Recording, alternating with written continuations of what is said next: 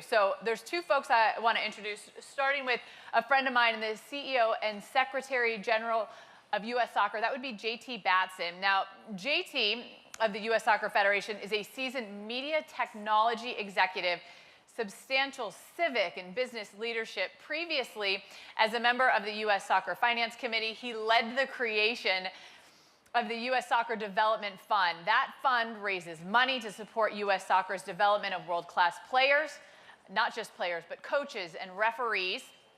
Prior to leading the U.S. Soccer Federation, his background, he was the CEO of Hudson Mix, an advertising software company based in New York and Atlanta. He co-founded that back in 2016 after serving as entrepreneur in residence for two of Silicon Valley's top-tier capital firms, Greylock Partners and Excel Partners. All the big news you hear coming out of soccer, that they've signed Emma Hayes, that they've signed Mauricio Pochettino, JT Batson has such a heavy hand in making this happen as U.S. soccer is elevated worldwide. So please welcome to the stage, JT Batson.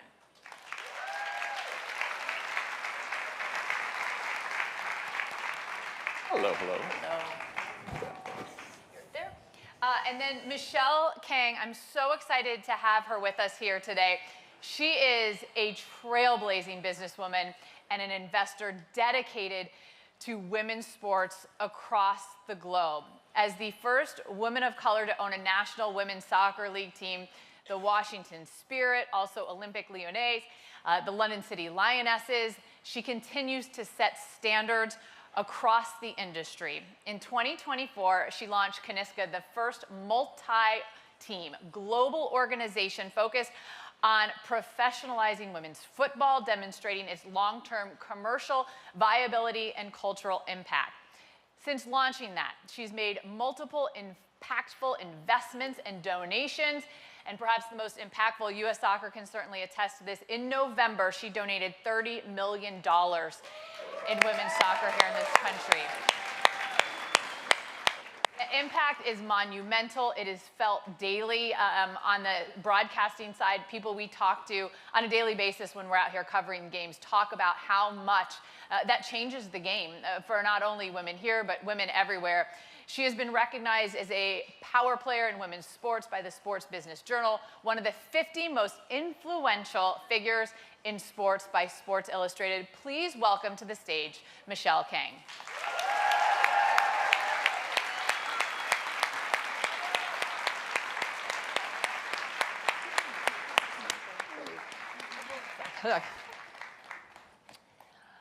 Okay, so as we talk about the investment, and I know I sort of just gave you guys lengthy introductions, just tell us, for folks that are sitting here and they wonder how you got started, how you got involved, everyone's path is different. Just tell me about how you got on your path to your current roles, JT.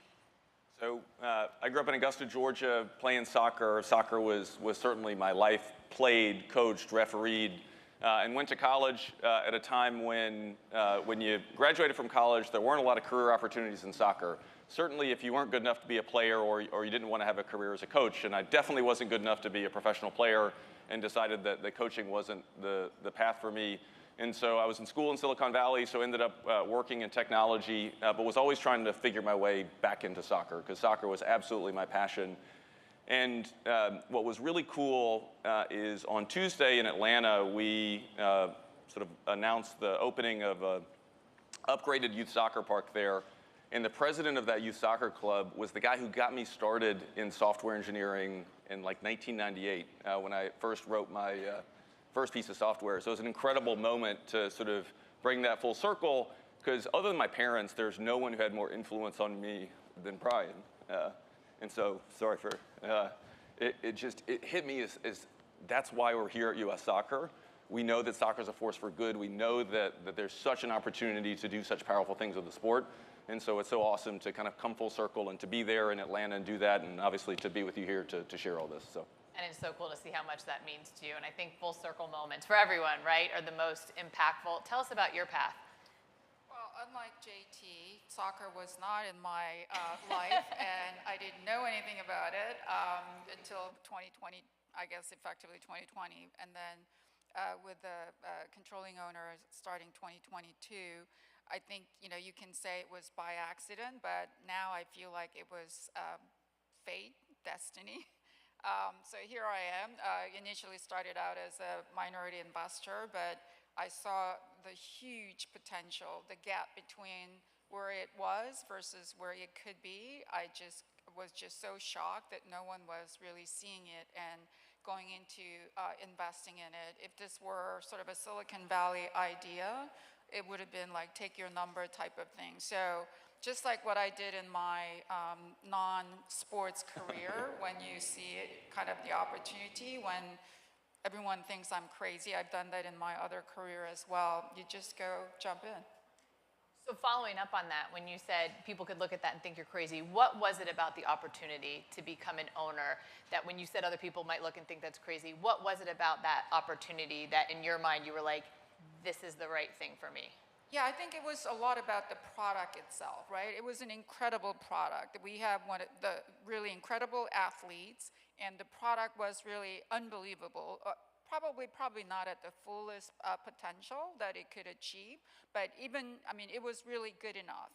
And if you compare that to other sports products or other entertainment products, I just thought that it was a hugely under-leveraged, underappreciated asset, and it really has something to do with the product, the athleticism, and the players we have, the coaching staff, but with the investment, proper investment, and not only on the soccer, on the pitch, but off the pitch in terms of fan development and so forth, I didn't really see any difference between this versus ultimately, not that I'm comparing our sports with men's product, but NFL, Premier League, I just really did not see that much difference. Quite frankly, I thought it could be even better. Different, but better.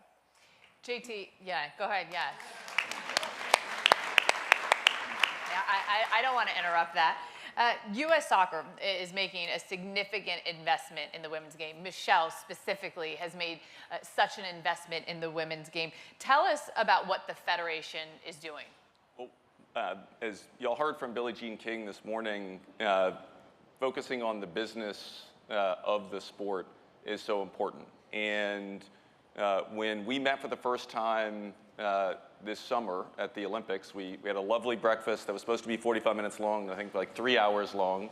And I have a 2.5-year-old, so I still didn't have enough coffee, even though we drank coffee nonstop.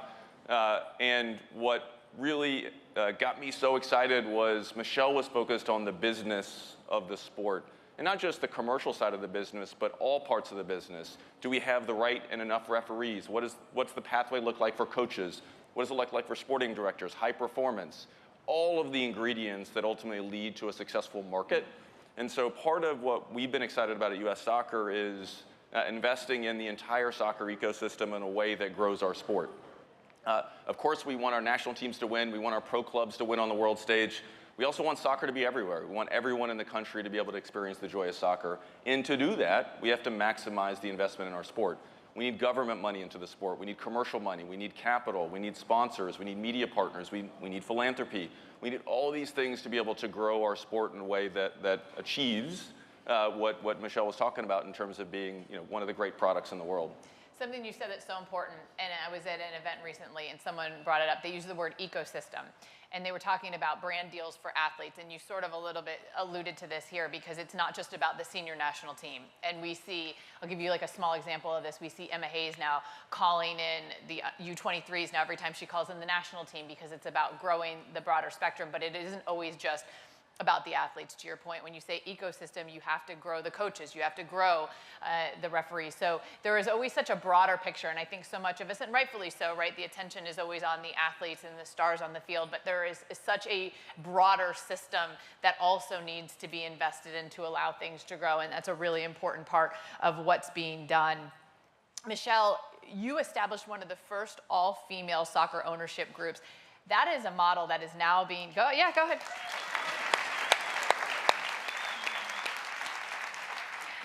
That's being replicated across the sport. Tell us about the journey of Kaniska. And I talked about it a little bit in the beginning when I brought you up on stage, but explain to folks how that came about and what Kaniska is doing. Yeah, so when I first took over Washington Spirit, I really tried to understand how do we make this product really better, and that required a lot of investment. It's not any different than whether it's a software company or manufacturing company. There are a lot of things that we needed to invest, like how do we train, the nutrition, the coaching development, referee development, all that. So, but then when I started looking at what's the magnitude of investment you need to make this like really prime time, mainstream product, as now a lot of people say, and I've been saying this from day one, that women's sports, especially women's football, soccer, is not a charity product, right? So money doesn't grow on trees, and all this, a lot of equitable pay and everything else is going to happen and close the gap if we are successful on the business side as well. So the level of investment that I saw was huge. I'm crazy enough to invest in one team, but the level that I thought was required was not something that anyone can really justify on top of all the losses that you're incurring by running a team. And I didn't want to just do for the sake of doing it and in a sub-scale level and say, oh, we're investing in it, but after that investment, you're going to have really nothing to show for. So if you want to do it at scale, like training women as women or female as female, it requires some significant resources and personnel to get it right. And the way to do it is to have multiple teams and centralize some of those resources and do it once. There's no reason for every team to do this, right? Whether it's I own it or somebody else owns it, this has to be done. And if you can actually pull the resources together and centralize, you can do it once at scale and make it available, not just among my teams, but anyone else and any other teams and in any other sport. So there are multiple categories like that. The training female as female, even you think about global scouting capabilities, not every team needs to have it. There are just games and there are players. So there are some centralized functions that you can do to build the economies of scale and scope. And that was the one way to build a scale. The other thing is I'm in a hurry, right? I want to build this product quickly. So it's an acceleration. So I don't want the football, soccer is the most popular game in the world, right? Some 6 billion people either watch or play or consume this product. And I don't want young girls all around the world, Africa, Asia, Latin America, grow up thinking all this training women as women, beautiful training centers or the stadium, dedicated stadium, are sort of like American, French, English thing. It's not happening in our backyard. But I wanted to buy teams all around the world and give exactly the same thing everywhere so that it's in their backyard. So you have no other excuse but to put yourself 100% if you want to play soccer so that it's an acceleration of the product, of the game. And that also helps to bring fans, and that brings also the commercial sponsorship because it's a global product now. It's not just local product. So it's really, two words would be scale and acceleration, but it is to get there quickly at scale.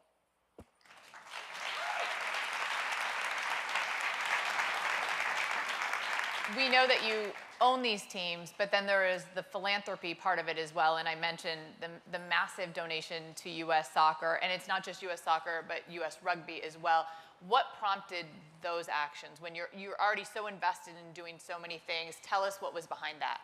Yeah, so in terms of U.S. rugby, it was just literally the most expensive game I attended. I went to a game during the Olympic in Paris, and I really had no idea what I was walking into. And it was like, 70,000 person stadium, and it was sold out. And it was unbelievable. It was a Rugby 7, I think. And I was just really impressed, and I sat next to, I think, U.S. Rugby Association, and they were telling me about the state that the female rugby teams are in the U.S.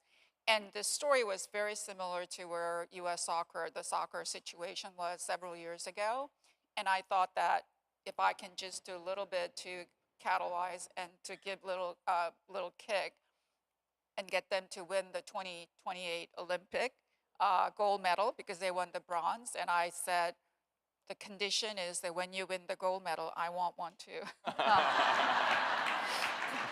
That's the only way I can get any close to.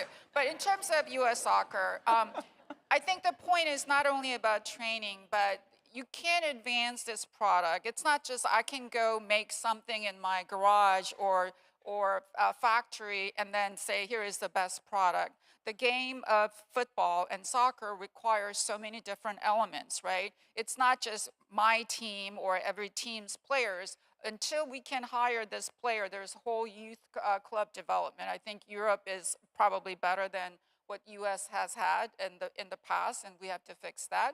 There are referees to make sure that the product is exciting and all that. So there are just so many different elements that I can't do by myself or team owners can't do. There are different organizations that need to do.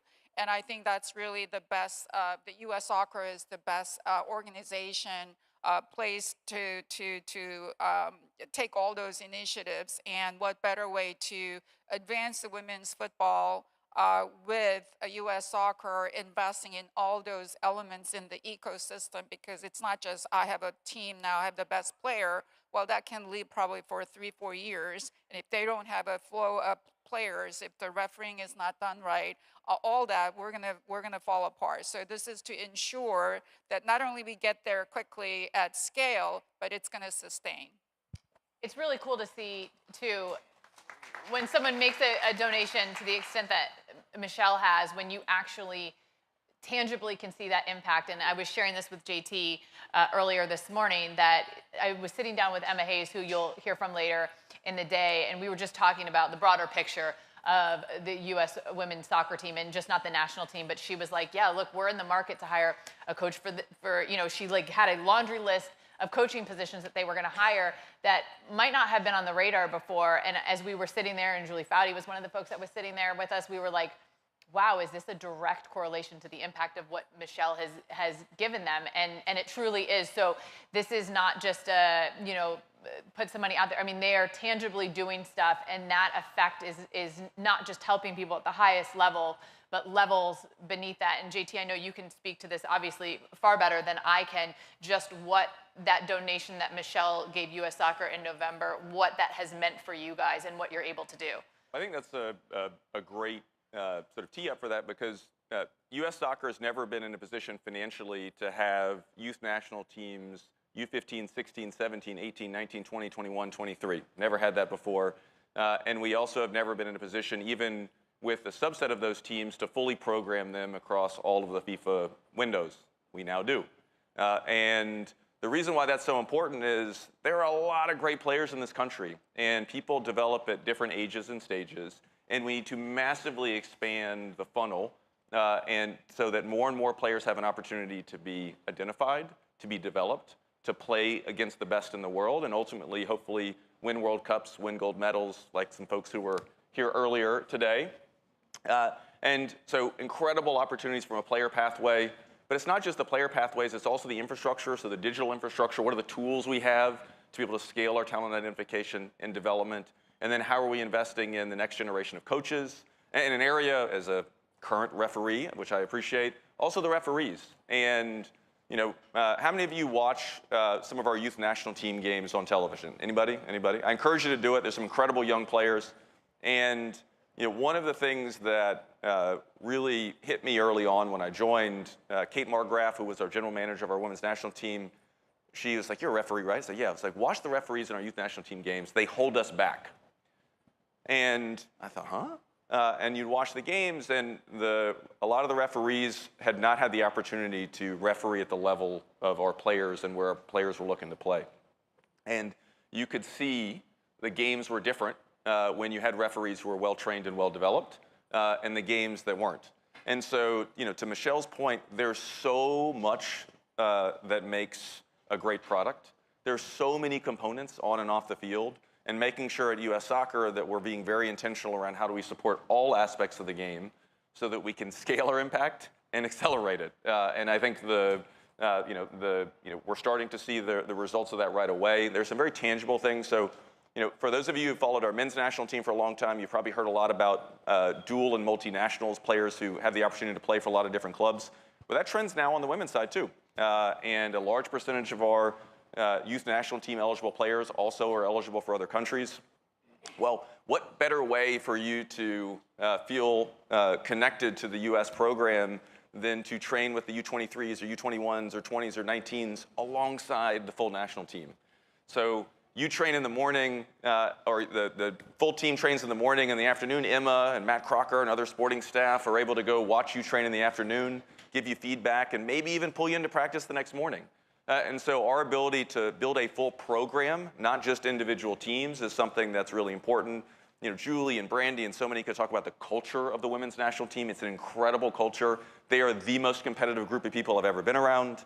Our board chair, Cindy Parlow-Cohn, our president, is the most competitive person that I've been around, and they expect great. And what Michelle's donation and what so many of you in this room, we have great partners. Obviously, the team at U.S. Soccer are focused on how do we go live up to that. And so it's really quite cool, and you know, we're obviously excited about more to come. And to your credit, and Matt Crocker as well, when Emma was hired and when Mauricio was hired, which is obviously you're behind that, Matt Crocker's behind that, it struck all of us how much they cared, not just about the senior national team. We heard it from both of them, how important and how hands-on they wanted to be in developing, when we again use that word ecosystem. They truly cared about what was happening at the levels that they weren't necessarily touching at that exact point, but knew that would someday affect them. And I did ask Emma recently, I said, when you calling in essentially two teams together, which is how she's training, I said, how do you make the folks that aren't with the senior national team don't feel like they've sort of been relegated to a minor leagues, or they're over on this field, and how do you do that where you got everyone, you know, in the right mindset? And she's like, here's how, because I am going to be over there with those U23s. Like, they're not going to, yes, they might not be with the senior national team, and I'm Emma Hayes, the national team coach. She's like, but I will be at practice, and they will know that the national team, senior national team coach is sitting there watching them, and that makes a massive difference. I totally agree. And the opportunity for the sort of culture building now that we're opening a year from now, our new Arthur M. Blank U.S. Soccer National Training Center. So first time ever in our history, we'll have a home, which is really exciting. Yeah. You know, you mentioned, you know, Mauricio and Emma, and you know, how many of you do hiring in your organizations? How many of you are involved in bringing people on board? You know, part of how we got two of the best coaches in the world to join U.S. Soccer is sharing the full vision of everything we've been talking about and the role that they can play in transforming what soccer looks like in this country. And these are people that could coach anywhere. And so they want to be somewhere. Of course, they want to win. I mean, they're incredibly competitive. They get the gig. But they also want to make an impact. And the amount of time they spend trying to help on a broad array of issues is really cool. And you know, as you think about how you attract great people, well, you give them big things to go do. And so we couldn't be more fortunate to have them and so many great staff that they've been able to attract as well. Yeah, just for anyone in leadership positions, right? Even if you're not entrenched in necessarily soccer, I can't wait for you to hear from Emma later today, because she truly is one of those people, when she speaks, you're going to be like, you hang on I mean, this is how we're used to dealing with her, and we sit down with her in production meetings before every game, and I can tell you, even when you can get Foudy to be quiet for like 5 minutes, I mean, it's seriously, like even Julie Foudy will sit there and she's like, huh. So I'm so excited for you to hear from her. Michelle, we're talking so much about U.S. Soccer, right? And we know that you own not only an NWSL team, but you own other teams. What's most interesting to you right now in the women's game on a global scale? Because you obviously think bigger and you see that picture as well. Yeah, so I think there is definitely, this is a movement. I don't think this is just a one-time blip. I think there is definitely a movement. I think there are different kind of models in terms of competitive format, how they have kind of come to exist, a different history, different path, and so forth. But I think where we're headed, I think, is relatively kind of a shared vision. I do think that one of the biggest problems is for women's football to follow what men's football industry has gone through. If you look at just England, the Premier League, even though they've been in existence for like over 100 years, but the current form of Premier League has been since the early 90s. So still, that's almost 4 decades. And there is really no reason, and in fact, we should not copy what they have done. We should have our own way of developing our games in terms of competitive format, in terms of how we evolve. So there are actually, quite frankly, in Europe, there are a lot of active conversations going on about what the future of women's football should look like. And actually, there is a consensus, in my opinion, even the men's team's owners, they all believe that the women's football should not follow men's football, what men's football has gone through. So there's some very active and constructive conversations going on about how we go, where we go from here. And that includes competitive format, that includes, how we incentivize the youth club, all those things. So it's lots of conversations, more to come, but it is a very constructive and healthy dialogue going on. JT, how much does that impact what you do? Because you're here focused on U.S. soccer, right? But these conversations are going on, and clearly you take in all of this stuff. How much of that filters to you? Well, one, I want to follow on the sort of comment around women's soccer should not follow on what men's soccer is doing. I think that's so important, and that's on the field and off the field, how we think about the commercial models, how we think about investment structures, how we think about literally everything. Look, you can learn, you want to learn from every environment possible. And it's similar to where, in America, we shouldn't copy and paste what happens in Europe. That you can learn what's happening in other countries, for sure, but our model in the US, we have all sorts of unique things in America that are incredible strengths. Obviously, Billie Jean King talked about Title IX is an incredible strength of America. The university system here, there are all sorts of things that are unique to the US that we have to ensure are assets, and we're not just copying and pasting. But I think we don't talk enough about the sort of need to make sure that women's soccer as a strategy for women's soccer. Obviously, Emma will talk about that later today. It's something that we very much believe at U.S. Soccer.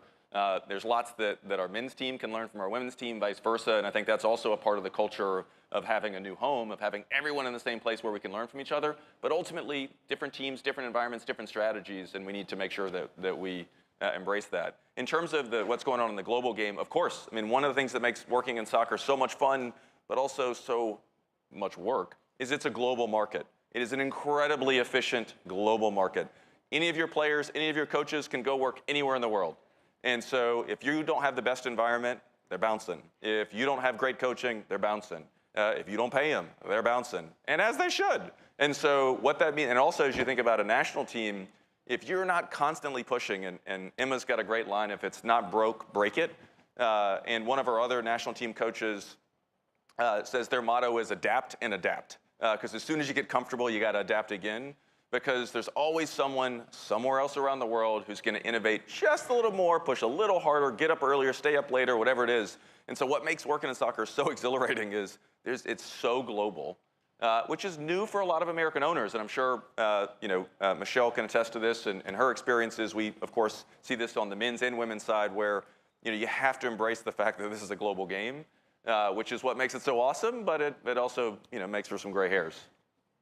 What is next? And JT, I'm going to start with you on this one. What is next and upcoming for U.S. Soccer? Well, yesterday, I think there was some news that came out that the U.S. and some to-be-announced co-hosts will be the sole bidders for the 2031 Women's World Cup, which is incredibly exciting.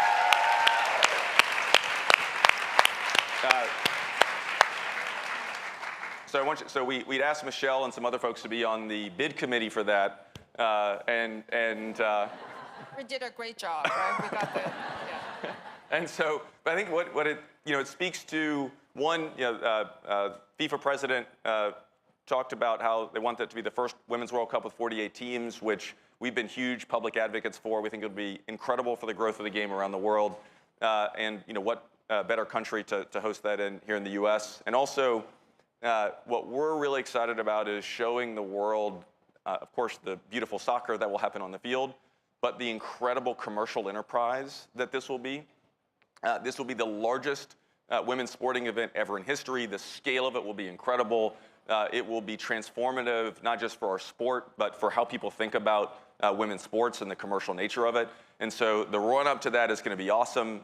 Just like we used 2026 as a catalyst to get people to do big things to transform what soccer looks like in this country. We launched the Soccer Forward Foundation, which is all around how do we help get soccer everywhere? How do we help soccer be a catalyst for positive health outcomes, medical research, and how do we help elevate the women's game globally? And so if you think about 2031 and the opportunity for the legacy for that, we're really pumped. What's next for you, Michelle?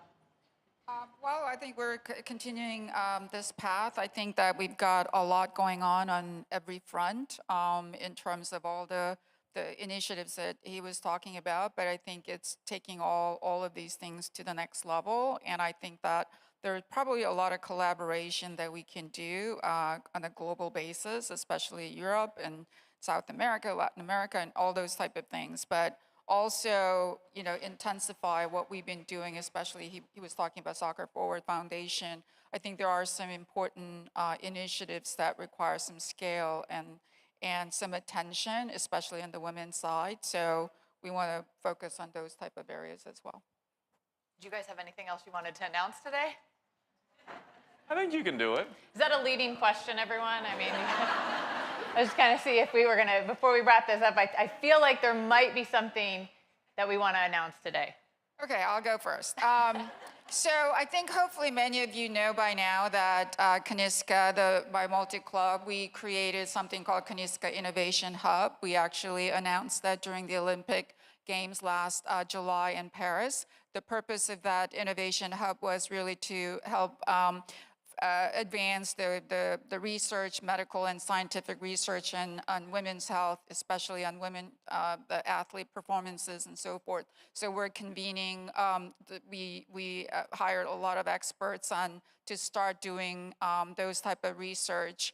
And we've been well underway, but I've been having a lot of conversations with JT on what U.S. Soccer has been doing, also Soccer Forward Foundation. And it was kind of impressive, the alignment between what Kaniska Innovation Hub was trying to do and what Soccer Forward and U.S. Soccer were trying to do on this women's health and athlete performance and health equity, all those type of issues. And one of the things that I noticed when I started, the reason why I started also Innovation Hub was there are, quite frankly, a lot of organizations, a lot of individuals who are, seeing the need and investing in it. But I felt that most of them are, not necessarily because of their fault, but very subscale. And as I said early on, this is a very important topic that impacts everyone, half of this world's population. It needs scale, right? So not only the alignment, but it needs scale.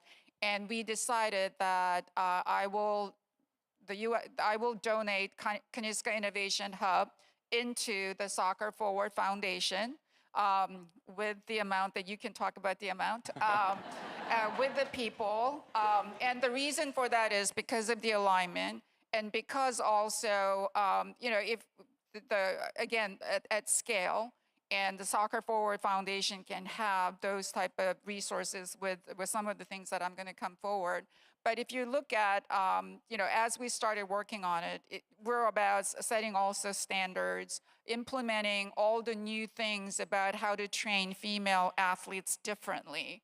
And that means that we have to develop all these protocols, standards, and so forth. So if we, Kaniska Innovation, calls some other teams or some other organization, hey, we're doing this, can you join these efforts? Can your players be part of this research project? And then once we develop the protocols, do you want to adopt this? Well, their question is going to be, who are you? Who's Kaniska Innovation Hub? Oh, that's great. Just keep doing it, but we're not going to be part of it.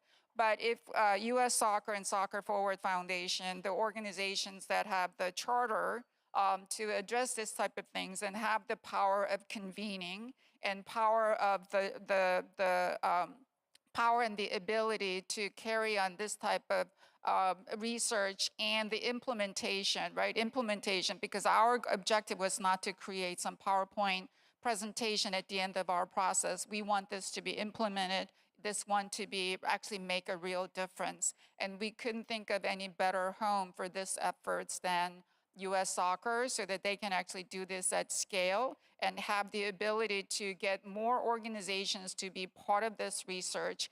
And then once they are developed, then they can actually implement and make sure that all female soccer teams, not only just the US, but hopefully globally, will adopt this. And that's an acceleration and that's an effort. So we decided that we meaning Kniska Innovation Hub, will donate this entire Kniska Innovation Hub into Soccer Forward Foundation so that they can carry on this very important task.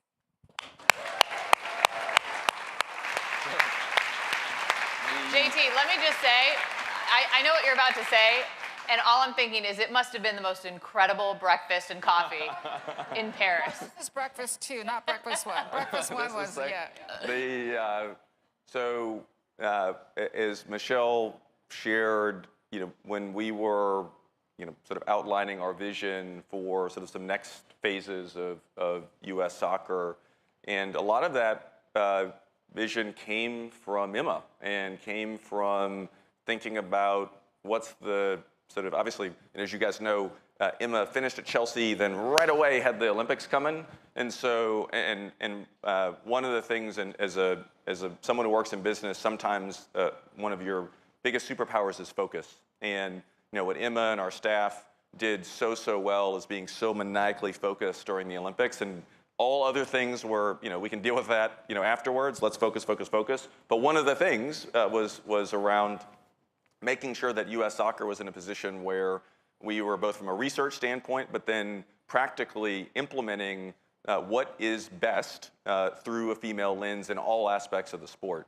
And as we were chatting about that, we both got excited about, again, being able to scale impact and accelerate that impact. And in addition to the team and the work that has been done thus far, Michelle is donating $25 million to the Soccer Forward Foundation.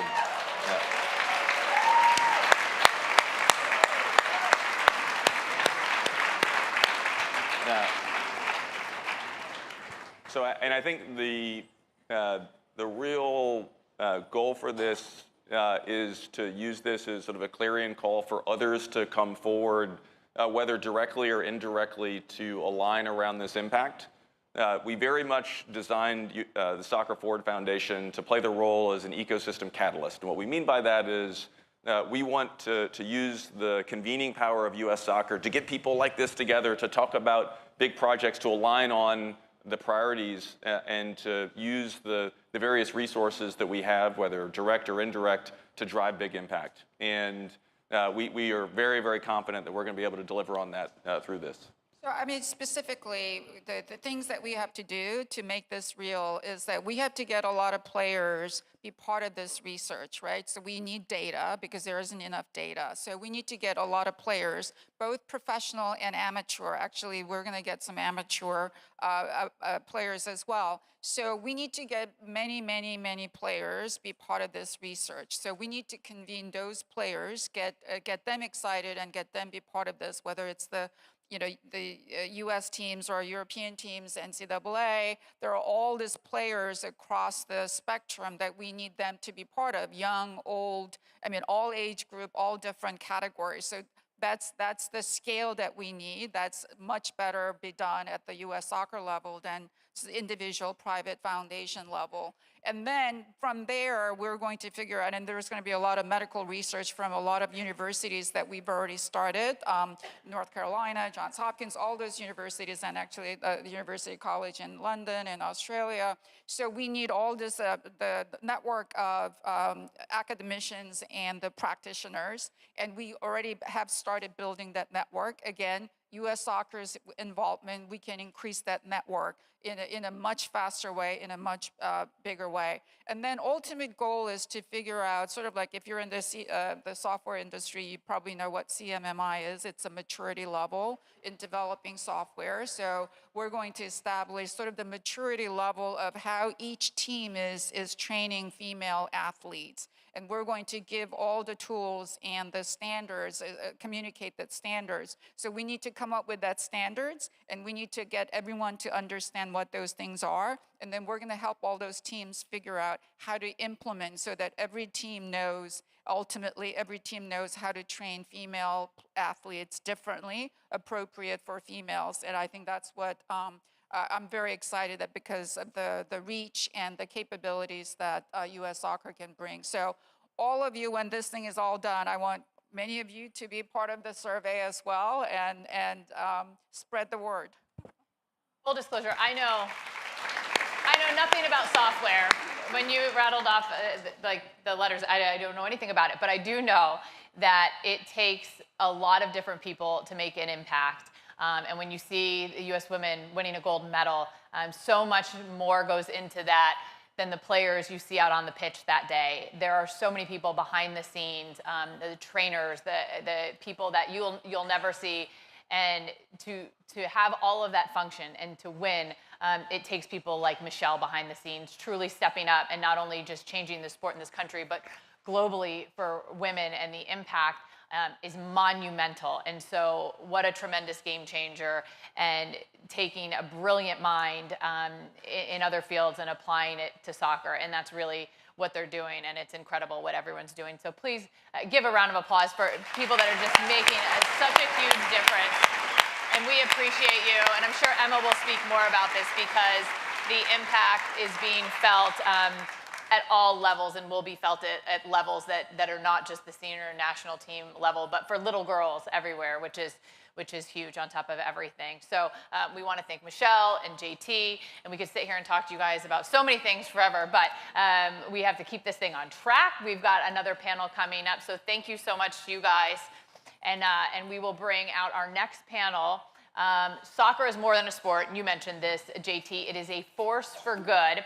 The Soccer Forward Foundation, which JT was just talking about, soccer's 2026 FIFA World Cup Legacy Initiative, exists to support the entire American soccer community. The Soccer Forward Foundation aims to make soccer accessible, inclusive to everyone, everywhere, because they believe that growing the game is going to lead to healthier, more connected communities for generations to come. So we'll let you guys get out, give them another round of applause. Thank you so much.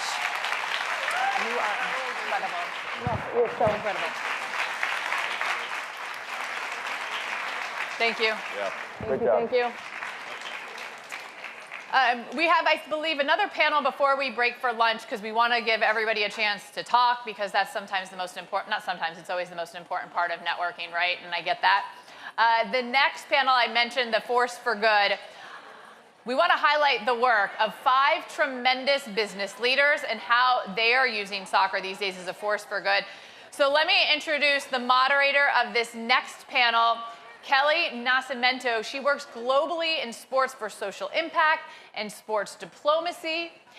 Kelly works in collaboration with governments, with nonprofits, brands, federations, and athletes to help maximize efforts in the spaces where cultural diplomacy, storytelling, and impacts converge. Her expertise is in aligning strategies and amplifying brand storytelling and creative, innovative partnerships. So please welcome to the stage co-founder and Chief Impact Officer at Hadaf Global and Soccer Forward Foundation Advisor, Kelly Nascimento. Take it away. Hi, you guys. This is amazing. I'm following Michelle Kang. What? I love when, one thing I want to say, first of all, I know I have the hokey paper, but I have to tell you, I am the age that I have like 7 pairs of glasses for every 2 feet. So for me it's just easier. Really quick thing before I bring everyone on. One of the reasons I love when I hear people talk about what I do, and I think this is important here, is that I went to art school. I went to Parsons. I'm not, right? I was not an athlete, although I played tons of sports and danced my whole life. I still do, just for fun. But I went to art school for branding, for photography and graphic design. And what I do today in sports, interestingly enough, is exactly what I did with a camera. I help tell people's stories. And I got last year to work with the NFL on the first football game ever in South America. Now I get to work with Soccer Forward. So What I wanted to tell you is like, you find your special sauce and you will find a place for it in sport. You know what I mean? So anyway, I like to say that because I think, you know, you always wonder like where people came from. All right, this is an amazing panel. I was gonna come out and say this is the best panel of the day, but we are pretty stacked, so I'm not gonna compare. I wanted to bring out our panelists. Our first panelist, it was part of the 1991 inaugural World Cup, Women's World Cup team, and she won the World Cup. She then was part of the 1996 Olympic World Cup women's soccer team, and they won gold. And this year, she's going to be inducted into the Soccer Hall of Fame. And as a side gig, she is the CEO of the Center for Sports and Human Rights. Could you please welcome Mary Harvey?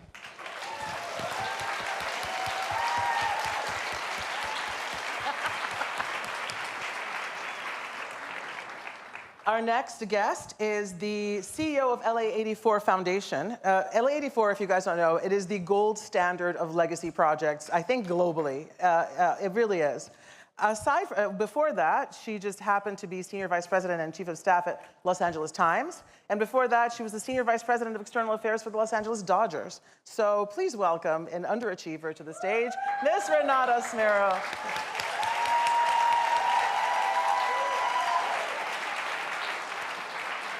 And our next guest, we all know, she was named the most influential sports person, one of the most influential sports people in sports business by the Sports Business Journal. And in the same year, Angel City became the first women's team to ever win the category of Sports Team of the Year by the Sports Business Journal.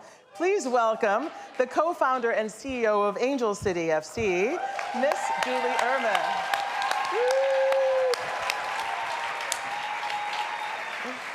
And last but absolutely not least, this amazing woman she's a keeper for the Melbourne Victory.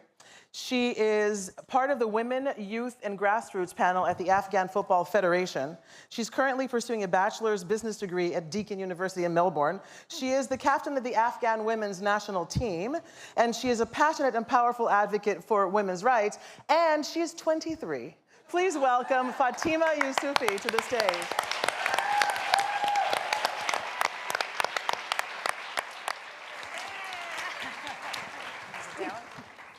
Okay, I'm going to tell you a little story to contextualize this, sort of why I think these women are my heroes and why I think sport is so important, okay? When I was little, we moved to this country. It was like late 70s, so I am old. I am busy signal on your phone old, okay? I am stand up to turn the TV channel old. And it was late 70s, and we moved here from a small island in Brazil, like literally less than 400,000 people, to New York City in the late 70s. And my mom was smart enough to put us in an international school so that I wasn't the only person who didn't speak English. We weren't the only people with the weird foods or the only people who were learning everything. And the cool thing about when kids and people like try to form a new sort of community is that you start like identifying like the pop culture moments that you need to be aware of in order to be able to communicate and like bond with this community. And at the time, it was things like Electric Company and the Brady Bunch and deciding whether you were a Met or a Yankee. Like, it doesn't matter if you knew baseball. You just needed to decide and like, with your full chest. This was New York. But the thing is that when you start creating these bonds and you start sort of adopting to your new sort of pop culture moments and you start creating this new community, especially at that time. And let me remind you, at that time, when you left your country, you left your country. There was no Zoom, there was no FaceTime, there was no internet, there was no WhatsApp. The phones were clunky, and you know, especially if you were little, it was echoey and tinny. Like, there was really no context for you to communicate, right? So, and it was expensive, so your parents were just like, you know, hurry up, right? And the more you started connecting with your new community, the farther you would get from your community at home.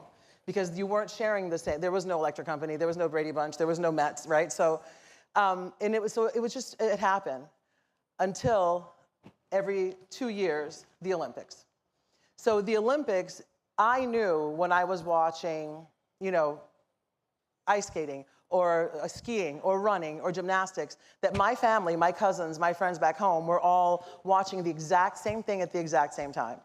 And all of my friends in school and their families in Afghanistan and Turkey and and Namibia and Sweden, they were all watching the same thing at the exact same time. And everybody watched the Olympics, you guys. We had 3 channels, okay, granted. But everybody watched the Olympics. And when you got back to school, that's all everybody talked about for like 2 weeks, right? I don't know anybody my age who doesn't know where they were when a young Romanian girl named Nadia Comaneci scored a perfect 10. I don't. Like, everybody watched.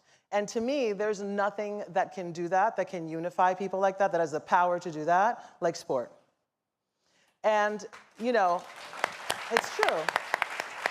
And like my friend Superman, or is it Superman? Spider-Man actually once said, with great power comes great responsibility. And hence, what all these amazing women do. So I wanted to start, actually, with Fatima, because I told her, I think Fatima's story and all the wonderful, amazing things she's done is kind of the reason why we're all here. Do you know what I mean? So I wanted to, the list that I gave of the things that you did were just the things that you did. It doesn't even touch on your actual story and the way that it has formed your activism. So could you give us a little bit of that, please? Hello, everyone.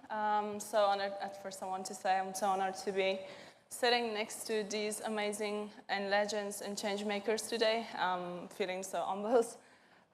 Back to the question, soccer was something that happened in my life. First changing myself, and then I just learned a lot of things from this game, from this sport, and it was something that happened in my life when I was also a person who is the same idea as others in our country.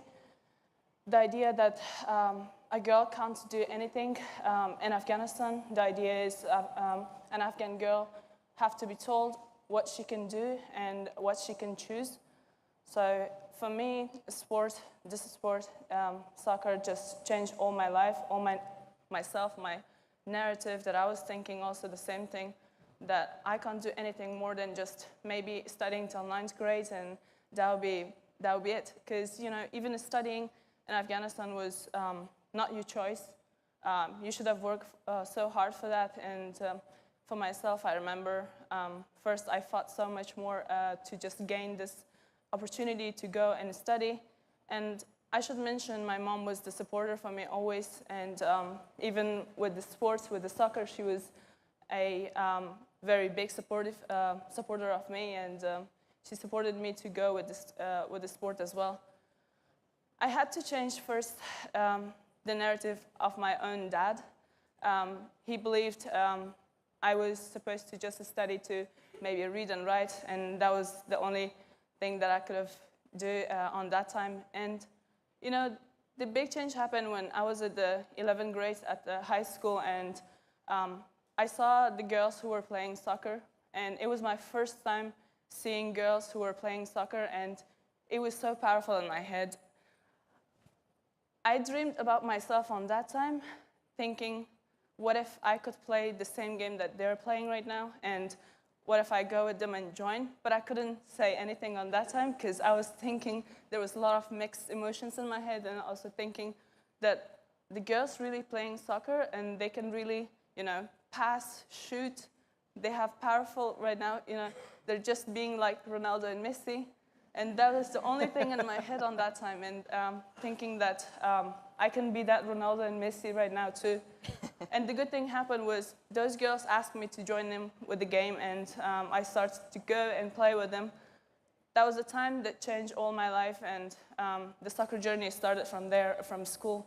And from that time on, I was able to go with the tournaments, and from the tournaments, I was selected by the national team, and first, 2017, I made it to the junior U17 national team at Afghanistan. And before that, 2016, the struggles that I faced, I can tell first thing first, hiding it from my dad was the best option to just go for my training, go for the trials for the national team. And till the day that I made it, I hid it from my dad, and thank you to my mom. She was there and helping me to hide it. As a girl in Afghanistan, you're not a decision maker for yourself. There is your relatives, there is your family, and you will never be able to go and have your decision in your life. So that's why we made that decision to hide it from those people, from those mindsets, to just make something happen. And it really did. It really changed the whole thing. And I made it to the national team at 2018. But unfortunately, you know, facing all those challenges, I also should mention about the security. Like in Afghanistan, it's not like safe maybe with most of the countries who have safety and girls or women can go for sports or maybe outside for even walking. In Afghanistan, it's very hard to even walk outside of your house all alone, and to just go to the training, facing bomb explosions, harassment from the people. You know, it's not only about my story as well. My teammates have their own individual stories, like wearing clothes like a boy, to not be harmed by the people around, and also hide your identity that you're a soccer player, that you even have that honor to be a national team player, but again, because of that fear, you should hide everything from the society, from your relatives and everyone. However, everything with all those challenges, with all this amazing journey, 2021, August, Taliban arrived and took over Afghanistan. The time that was a dark time for Afghan women and changed the whole thing. And I can tell, in my opinion, it was erasing women from the society, from our country, and their opinion wasn't anymore important. They are not right now even allowed to go for education, which is a basic right. Sport is a very far opinion for the Taliban to allow women when they do not allow them to go for the education, how they can allow them to go for sport. That it was also a very big issue before Taliban as well. So after that, making it to Australia, because of the risk that we were facing, because of the Taliban, because of the accomplishment that we have, because of that change that our team made on that time before Taliban to arrive. Because of all those achievements, because of all those change, we had, for the first time, our under-15 women's soccer national team. It's a big idea in my head because, you know, being in Afghanistan, growing up, watching like girls and, you know, the families, it was so hard to see like a girl who is under 15 or younger, they can come for the sport and they love to do that game and play just as we did. And I think I'm so much happy, like thinking I was an inspirational person for those girls watching me and, you know, watching our team and saying we want to be just as same as those girls who are playing right now in the national team. But all those achievements just vanished, erased by Taliban the time that they came, and they were targeting the girls and athletes, not only soccer, other games as well, like the girls from Olympic, and we all were in great danger. Day by day, we were waiting when we will be next, because every day during the time that I was in Afghanistan that they took over in 2 weeks, I was in social media 24 hours looking for support, looking for something, for someone to help our team, to help the girls who were all like every day crying in the group and just sharing their emotion and just, you know, trying to be powerful, but they can't because of that situation, because they know they will be next. The Taliban started to search houses, and they were killing the athletes. They already killed some of the volleyball players in the provinces. They already killed some of athletes who were in the Olympics. And that was the fear, that was, you know, the danger that was coming to our team. And we were so lucky to have the support of the girl from our own team, a former player from our team, Khalida Popal, if anyone knows. She based in Denmark. She left Afghanistan in 2011, and she was the reason, she was a voice out there, outside of Afghanistan, on that time, to be our voice for our team, to say that our team is in great danger right now, and to seek help for our team, which was successfully happened, and we got the support from Australian government, and we were able to get out safely to Australia. Mm-hmm.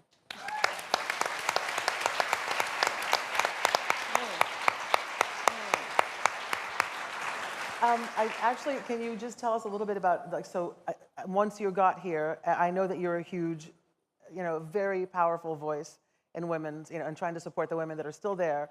And can you tell us a little bit about that? I can say, as I said before as well, sport changed all my life, and it just teach me a big lesson that I can use my voice. My voice is important, and it's very powerful that I can change a lot of narratives.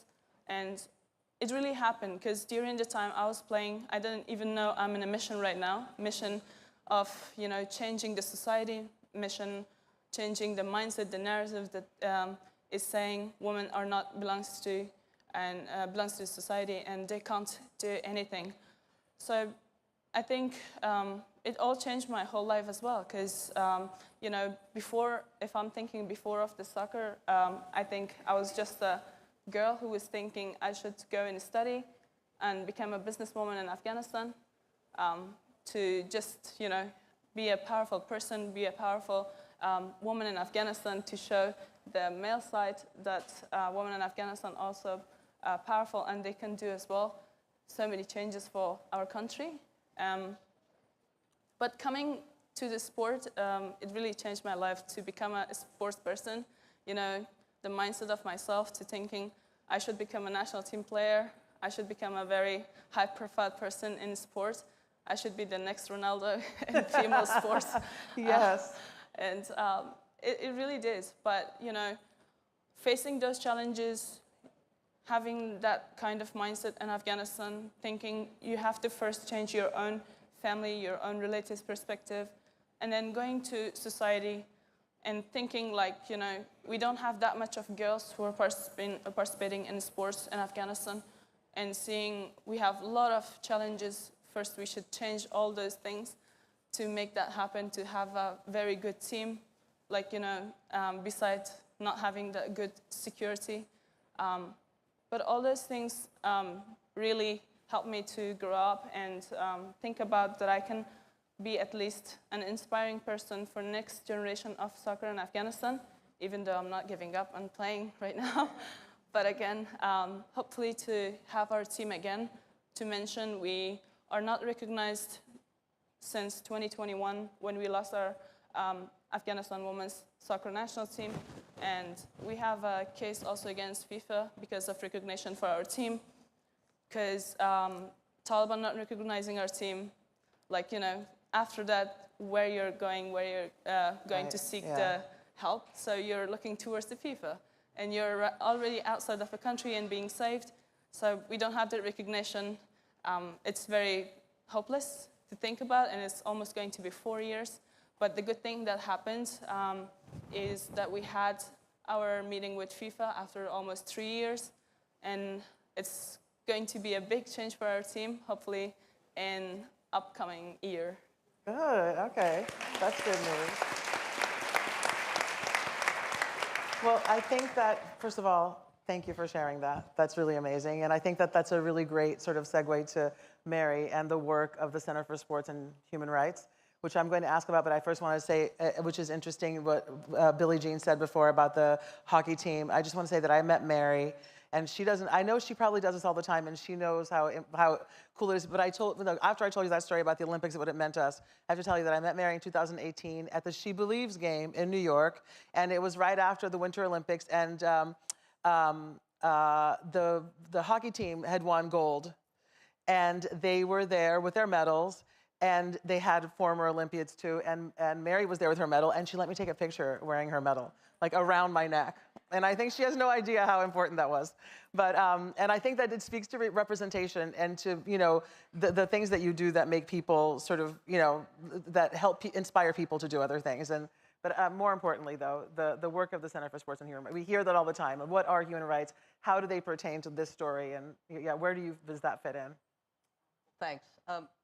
Before I start, can I just say that one of the things, you get to a certain age and you've watched U.S. soccer for a long time. And I just want to say, I want to publicly thank the senior leadership at U.S. Soccer, because I have met so many women and people of color who now work at U.S. Soccer that I have never seen before, right? And that's the culture change.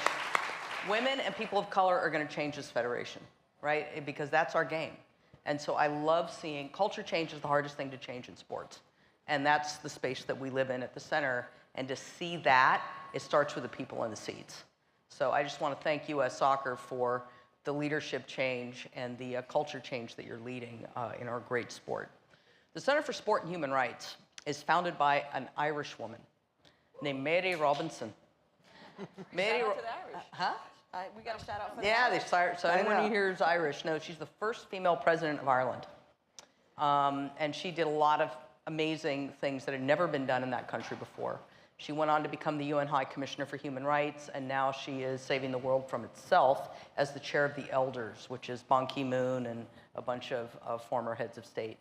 But Mary Robinson, back in 2018, founded the Center for Sport and Human Rights, along with the Office of the High Commissioner for Human Rights, the UN office, and the International Labor Organization, because she was looking at all the harm that was being called in staging what we call mega sporting events. So 2018 Russia, Sochi before that, reports coming out of Qatar around migrant worker deaths building stadiums, harms that had happened in the Olympics in Brazil. And she and a man named John Ruggie, who's the father of human rights, UN Guiding Principles on Business and Human Rights at the UN, wrote a letter to Sepp Blatter, president of FIFA at the time, and said, when is sport going to take responsibility for human rights harms? And that set in place what Mary Robinson did, in true Mary Robinson style, is she founded an organization of multi-stakeholders. So it involved the whole ecosystem of the world of sport. So that's governments, sponsors, broadcasters, UN agencies, civil society, and everyone, right, come together and say, collectively, we are going to try to make sure that sport doesn't harm people, either its events or in policies that it has. So that's what the center does, is we bring that whole work together, that whole ecosystem in that world together at an international level. We're based in Geneva. And we are dedicated to helping the sector of sport understand its responsibilities when it comes to how it operates, its events, and its own governance. So whenever you talk about human rights, people are like, oh, you're talking about this country, or that people don't realize that human rights are every day. We call it a bunch of different things, right? We talk about anti-discrimination, gender equality, protection from harassment and abuse. This is all human rights, right? They're actually enumerated, something called the UNDR, the Universal Declaration of Human Rights. These are basic things, but we call it something different. So we're now calling it responsible sport, right? How do you basically have sport exist responsibly, meaning don't harm people? And even beyond that, how do you, from a place of no harm, go to advancement of rights and the social good that sport, we know it can be? But it can't be if it's harming people. It loses that social license to be that.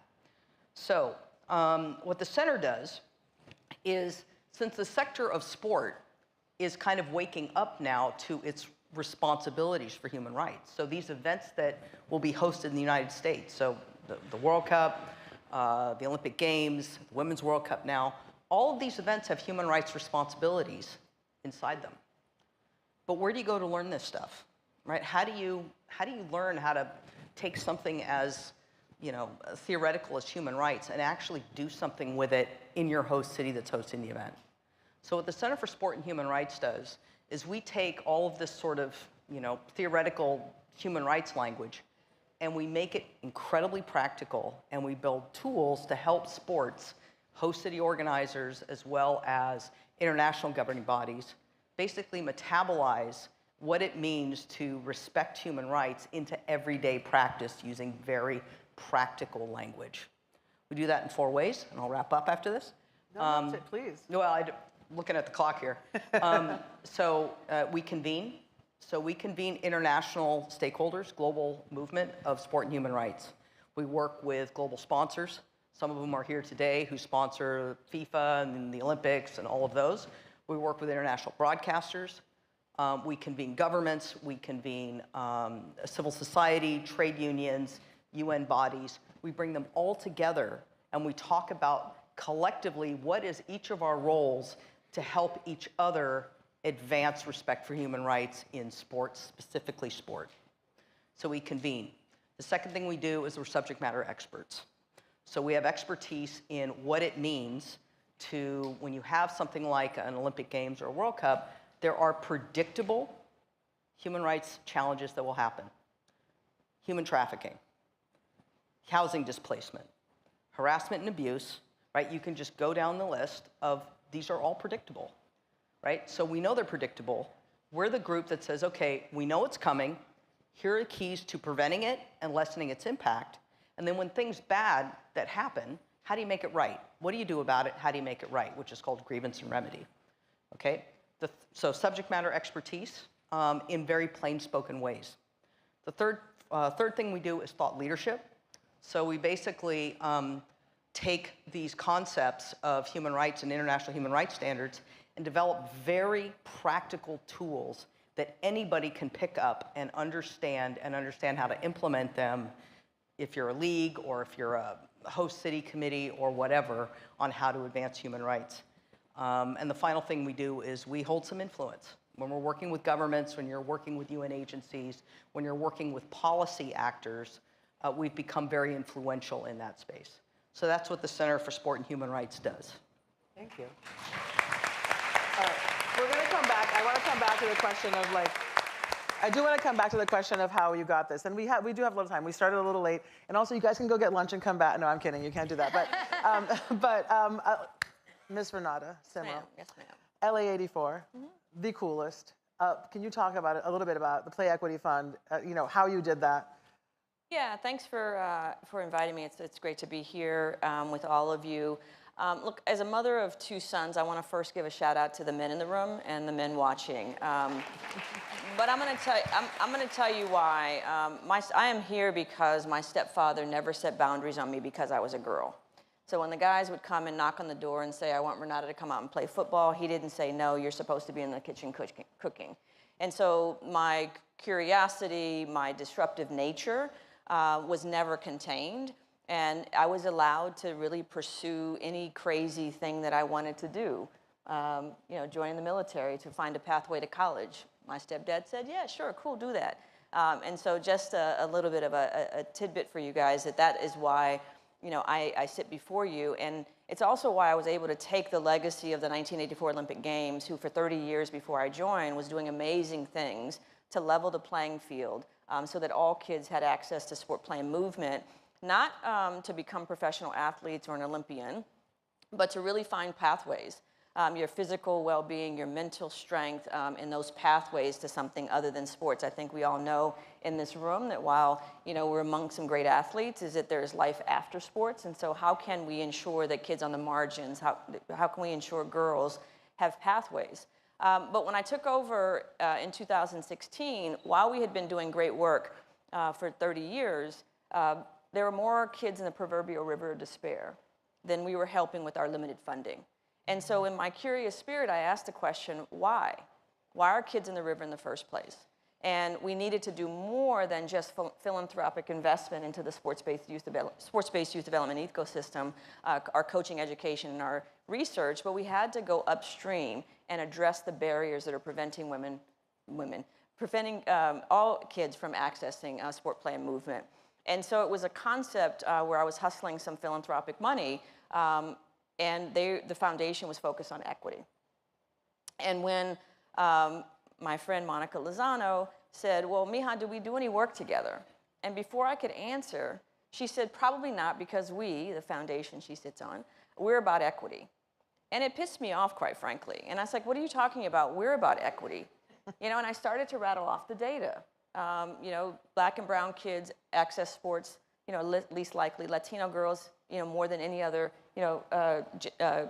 group. Households under $50,000, sport cost is a barrier. Transportation. And so she sat back in her chair and said, then maybe we should be doing business together. Because I hadn't thought about it that way. I hadn't thought about play as a social justice issue. And so I run back, and we had been thinking about this nonprofit structure that we had, and I Googled the words play equity, and nobody had put those together. And I come from a business background, as you heard, and so I trademarked the word, and Play Equity Fund was built. But it was built to fill in the gap. It was built in the spirit of the Olympic movement, of inclusion, equity, diversity, where all people can come together, and we didn't want to compete with our nonprofit organizations. We wanted a space where people could be part of the Play Equity movement. You know, Nike is a partner of ours.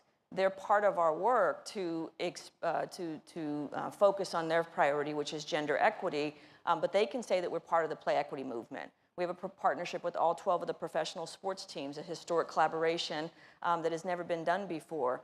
But all teams can come together in this shared purpose of ensuring that all kids have access to sport and play. And so it was built around bridging, around bonding, around collective impact, and around amplifying each other's work. And we focused specifically on fundraising and advocacy, because what we learned from the data was that, and you guys probably don't know that, because I did PE 5 days a week. That's where I learned that I was good at sports in middle school. But now PE is an unfunded mandate. Most schools have it 1 to 2 days a week. Recess, until we got involved in state legislation in the state of California, was not offered in school, and it was taken away in all schools. It wasn't equal. And that it was taken away by teachers sometimes for disciplinary action. My son has ADHD.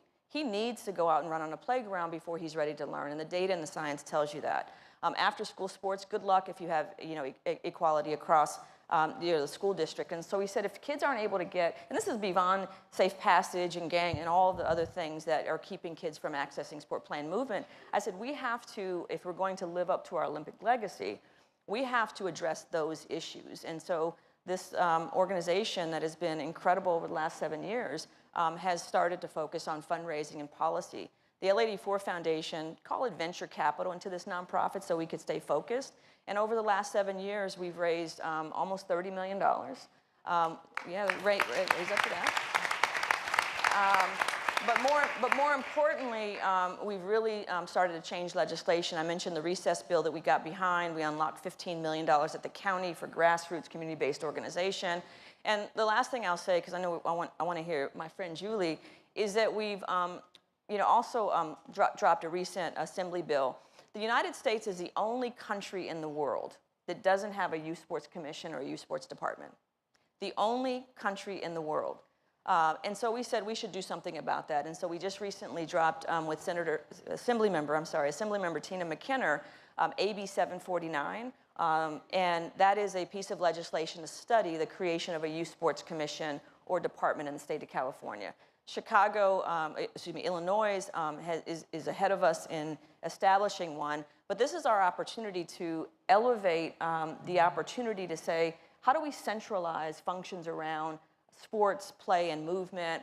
How do we centralize coaching education? How do we establish competencies around those needs for young people so that we can create a department and drive more resources to level the playing field for kids? And so it's an innovative model. We've reimagined sports philanthropy in a way that, as we've looked across the country and across the globe, that we haven't. And I think that at the last thing I'll say is I think that we have, in the work that we've done over the last 10 years, but 7 years with the charitable arm, is lived up to the closing words that Peter Ueberroth said at the end of the 1984 Olympic Games.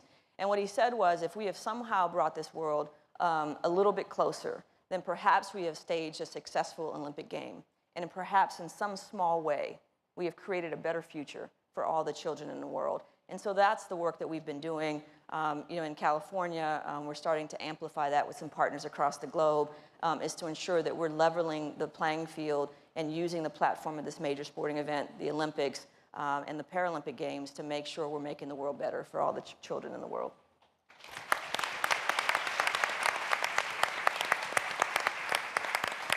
Okay, I kind of love that Julie Ehrman is last. I really would have liked to have gone first. No, but can I say something? No, but you know why it's really great is because this is all going on and this is all extremely important, but you have created the dream.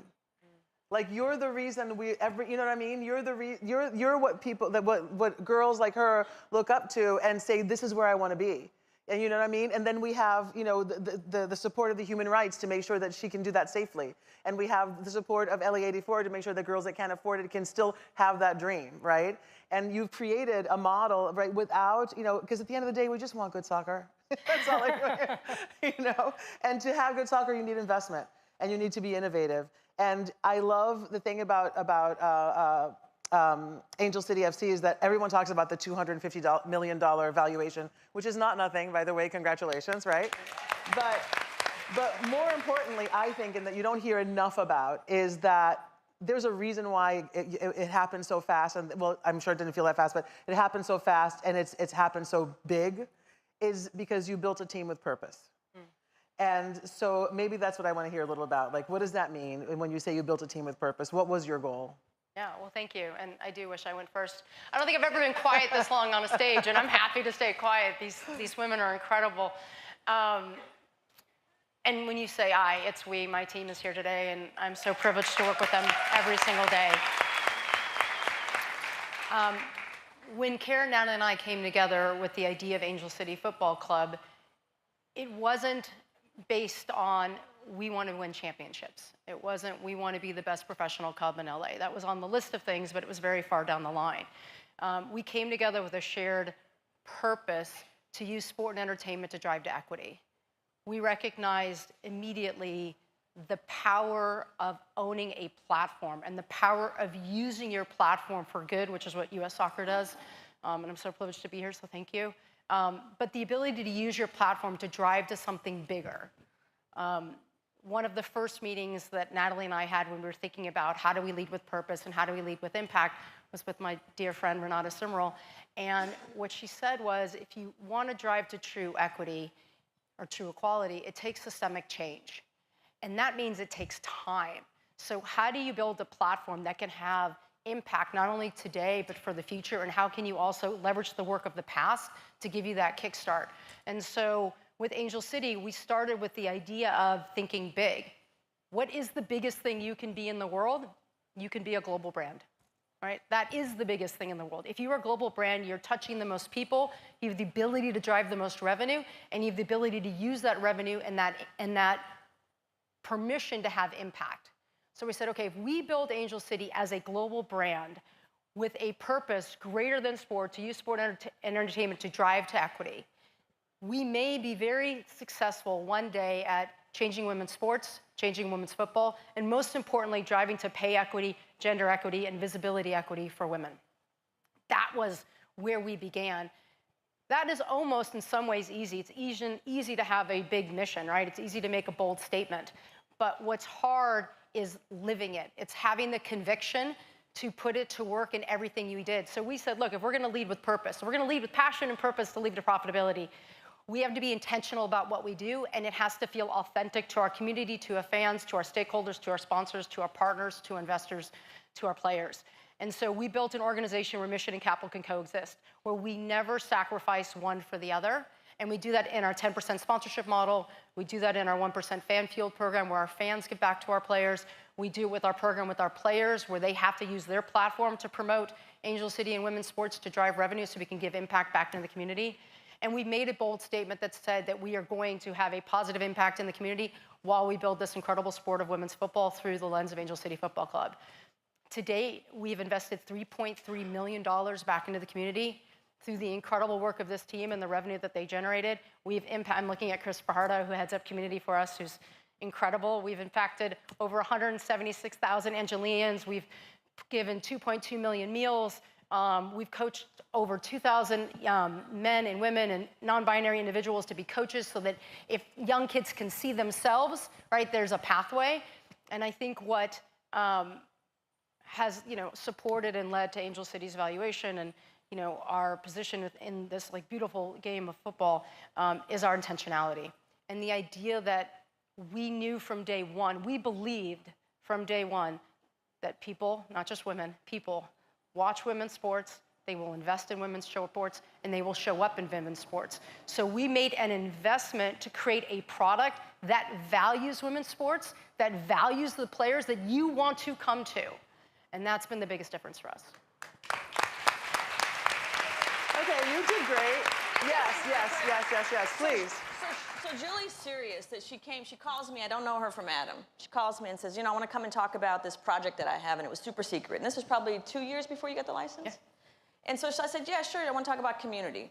So we set up a meeting, and I see her walk in, but behind her, I'm like, no way she brought Natalie Portman with her. And I had 2 thoughts for me, and I've met some incredible people in my 10 years, but I'm a big Star Wars fan, so I said 2 things. I said, 1, please don't call her Queen Amidala. But I was distracted because I looked down at her feet and she had the dopest Jordans I've ever seen. And so my first question is where'd you get those Jordans? Because I have a pretty tight shoe game. So and I say that to say, 1, I'm kind of fangirling on Natalie, but I say that to say the commitment from Kara, Natalie, and Julie in building a team from purpose was there from the beginning, and it continues to be there, and it's been a great partnership with them. So thank you. Thank you. Okay, we still have a little time. Can we go around, and I know I had other questions, but I know we like to talk, but can we go around and just give them, like, if you were to give them a little nugget that they could take home with them, doesn't have, I mean, we already did, right? Like, there were so many things that, yes, you're going first, you're absolutely going first.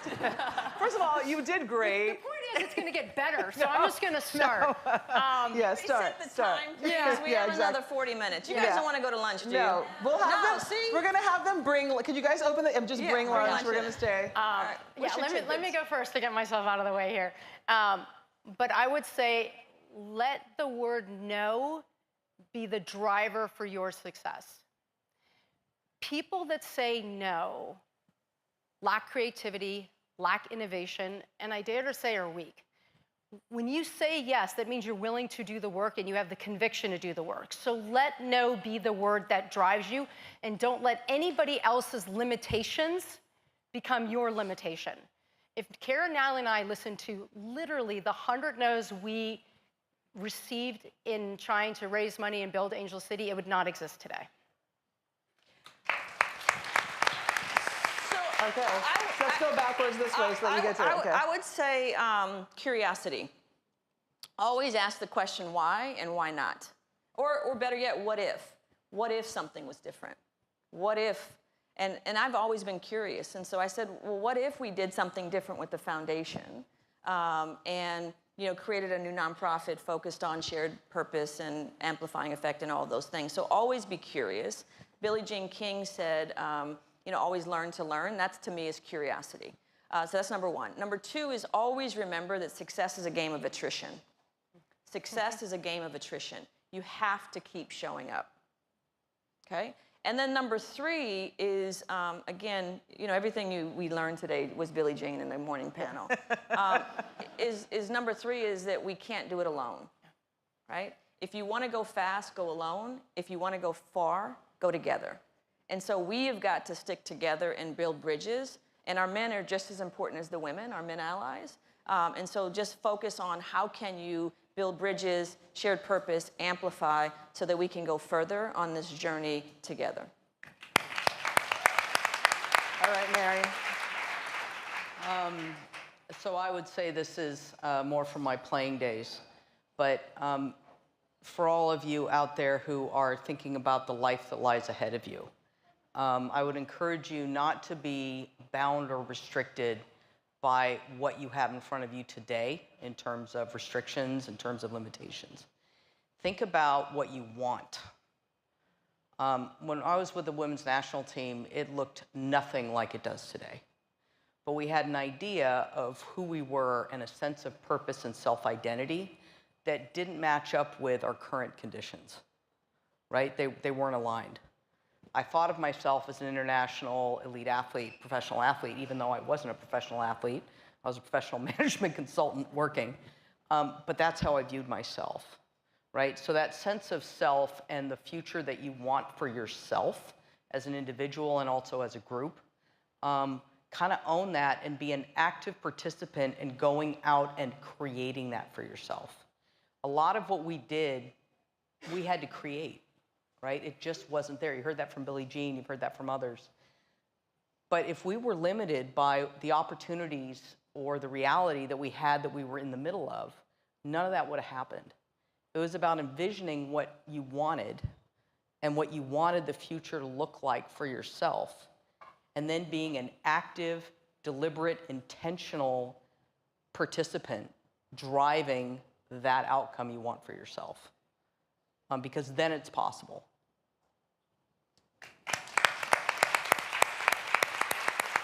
All right, Ms. Fatima. I'm going to say two things. First, the thing that I really learned in my life, learning that using your voice, such a powerful that it have, and it can change. So I'm going to say use your voice, because there is girls, there is women who can't have their voice and they want to be listened. So I think using our voice will be a big and powerful platform to change the whole narrative. And the second thing will be about dream big. Because I remember myself in Afghanistan with limited opportunities and looking my environment. I was dreaming big on that time, I remember. Like, you know, just imagining being a Messi, being a Ronaldo was crazy. But it was a big dream in my head at the time that I realized Afghanistan have women soccer national team for the first time. Like I never imagined, because there's limited opportunity to also use social media in Afghanistan, I remember. So that's why I never had any idea that women can play. I never knew there is in the world that we have a lot of, you know, women athletes who are as the same popular as the male side, male athletes. And I think dreaming big will be a sign that your dreams are valid, and especially for those women and girls who don't have the right to go for their education, go for their, you know, sport or any dream that they have. And looking, just an example, if I say, looking towards our team is an example right now for those girls who are thinking their dreams are not valid. I think looking towards team is that you can have those dreams come true if you work for that, even though taking a lot of challenges and, you know, risks during your time. Use your voice. I think they're good. So, Yeah. So, in the vein of using your voice, there are incredible people here, following people, sharing their stories, telling us. Angelino. Oh, yeah, that's Renata right. Angelina right here. Follow everybody and amplify. Yeah, sure.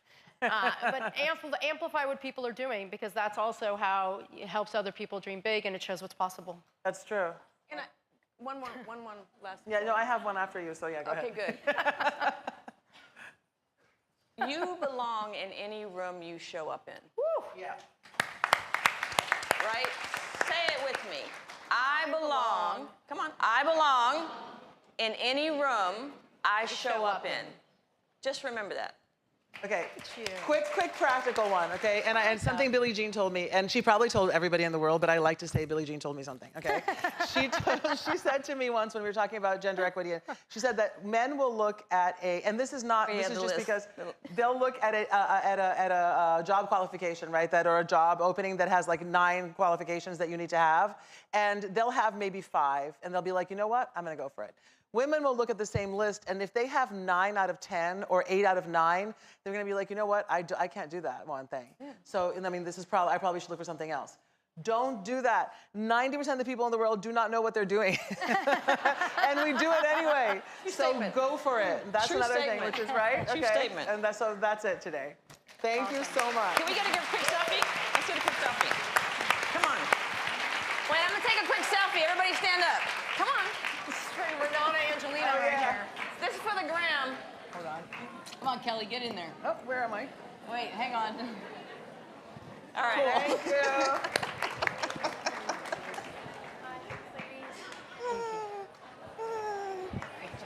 It's for the gram. Okay, it's the most important part of the day. So you guys know what's coming. It's lunch. We're going to take a 1-hour break. When we come back, we have U.S. soccer legend Brandi Chastain is going to be up here. Emma Hayes is going to be joining us in a little bit. We encourage you to network, obviously, during lunch. If you want to be interviewed by U.S. Soccer, they have a content team in the back of the room.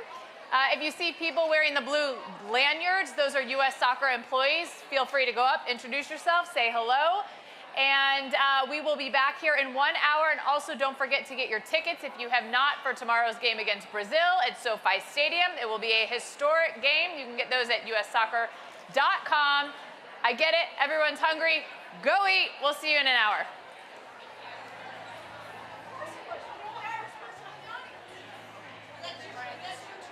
What's that? Oh my God.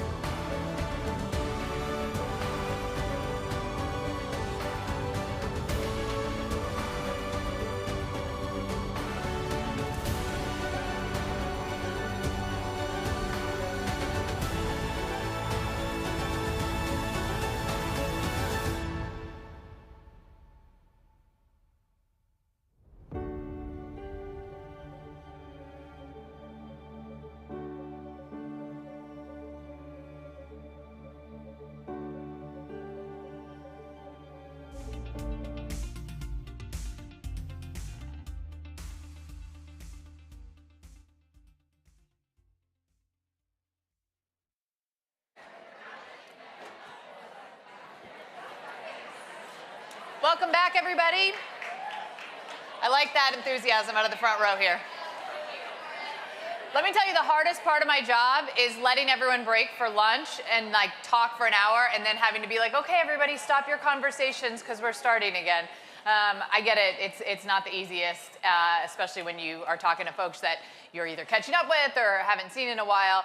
But we want to welcome you back to the afternoon programming for this 2025 She Believes Summit, sponsored by Deloitte.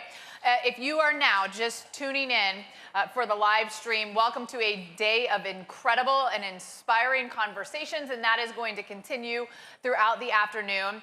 We're going to start this afternoon session with a conversation around leadership and the power of visibility during the She Uplifts Visibility Drives Dreams panel. That's not that easy to say. Following the conclusion of this one, we're going to talk about She Soars, catapulting women's sports into the mainstream. We've got a fireside chat with the commissioner of the National Women's Soccer League, Commissioner Jessica Berman. She's going to be up here. And then we're going to close the day with conversations around building a brand, and we will hear from the 2024 FIFA's Best Women's Soccer Coach, Emma Hayes, who is going to be joining us. They were practicing over at SoFi Stadium for a historic match tomorrow that is going to be against Brazil. So if you don't have tickets yet, please go out and get them. It's going to be awesome. The next panel, though, and the first one to kick off the afternoon session, She Uplifts, Visibility Drives Dreams, how important diverse representation is in leadership for young professionals and young athletes.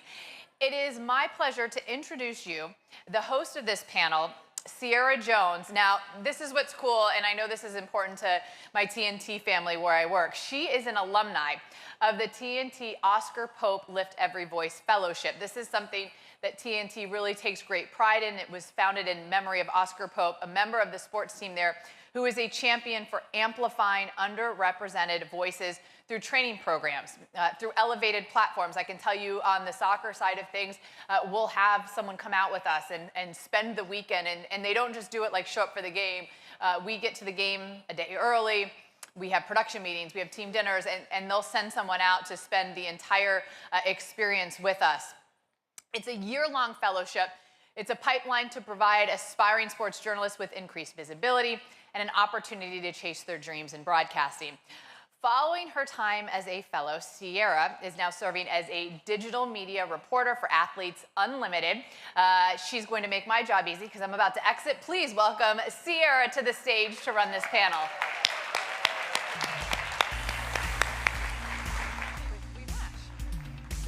Hey, we're sitting here. Hi, everyone. Hello, thank you, Sarah, for that introduction. That's awesome. I hope everyone's having an awesome day. Like she said, I'm Sierra Jones, and I'm just so excited to be here to moderating this conversation on the power of visibility in women's sports. We have an amazing group of panelists who are leading the charge in creating visibility. We're talking today about how seeing women in leadership roles, whether it's as athletes, coaches, or executives, can inspire the next generation and really create amazing opportunities for change. So I'm going to jump right in with introductions, starting with the first rookie head coach and first woman of color to ever win the NCAA Division I Women's Soccer Championship. She's a Pac-12 Coach of the Year and a member of the Youth National Team coaching staff. Please welcome to the stage UCLA Women's Soccer Head Coach Marguerite Awazasa.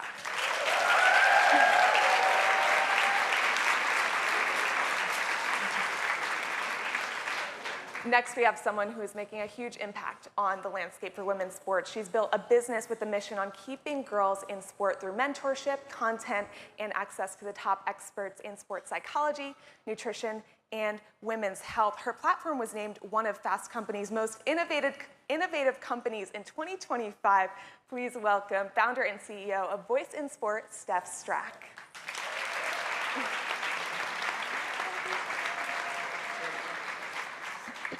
And last but not least, we have someone who hardly needs an introduction. She's known for one of the most memorable moments in sports history when she converted in the U.S. women's national team's fifth and final penalty kick in the shootout to defeat China in the 1999 Women's World Cup. Since then, she's given back to the sport in numerous ways through coaching youth soccer and college, and she is a co-founder of Bay FC. Please welcome back to the stage, actually, U.S. women's team legend, Brandi Chastain.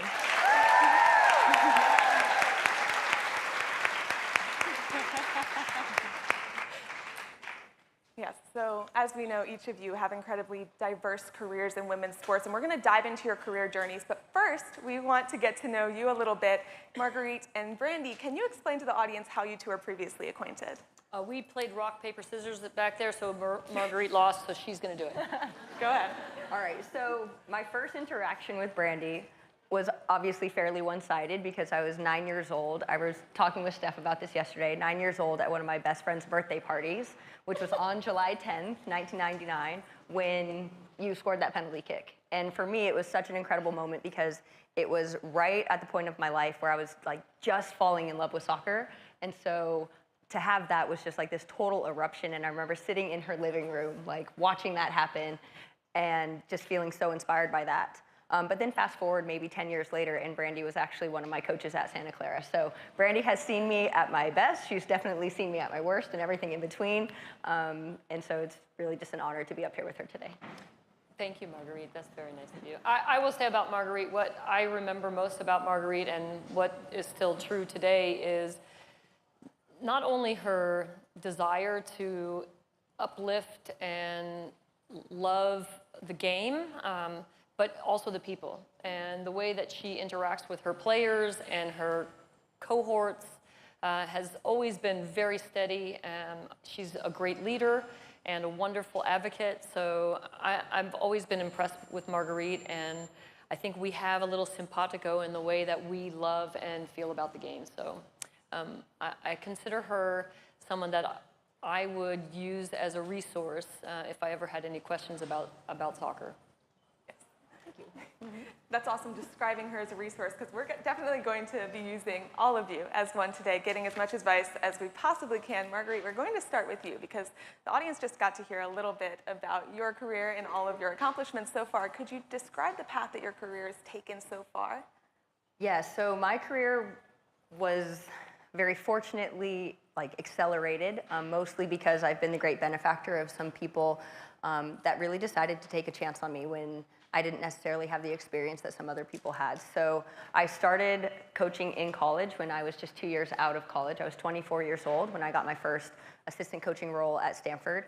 I was there for 7 years. We enjoyed a lot of success, which was amazing. But I also got to coach some of the incredible names in soccer right now. So the Naomi Gurmas of the world, Katerina Macario, Andy Sullivan, just so many players that have gone on to do great things. And so that kind of kick-started my career. So after that, I got hired at UCLA as the head coach. Enjoyed a lot of success in my first year, and since then have been trying to chase that again, but we're going to keep plugging away at that. Ain't easy.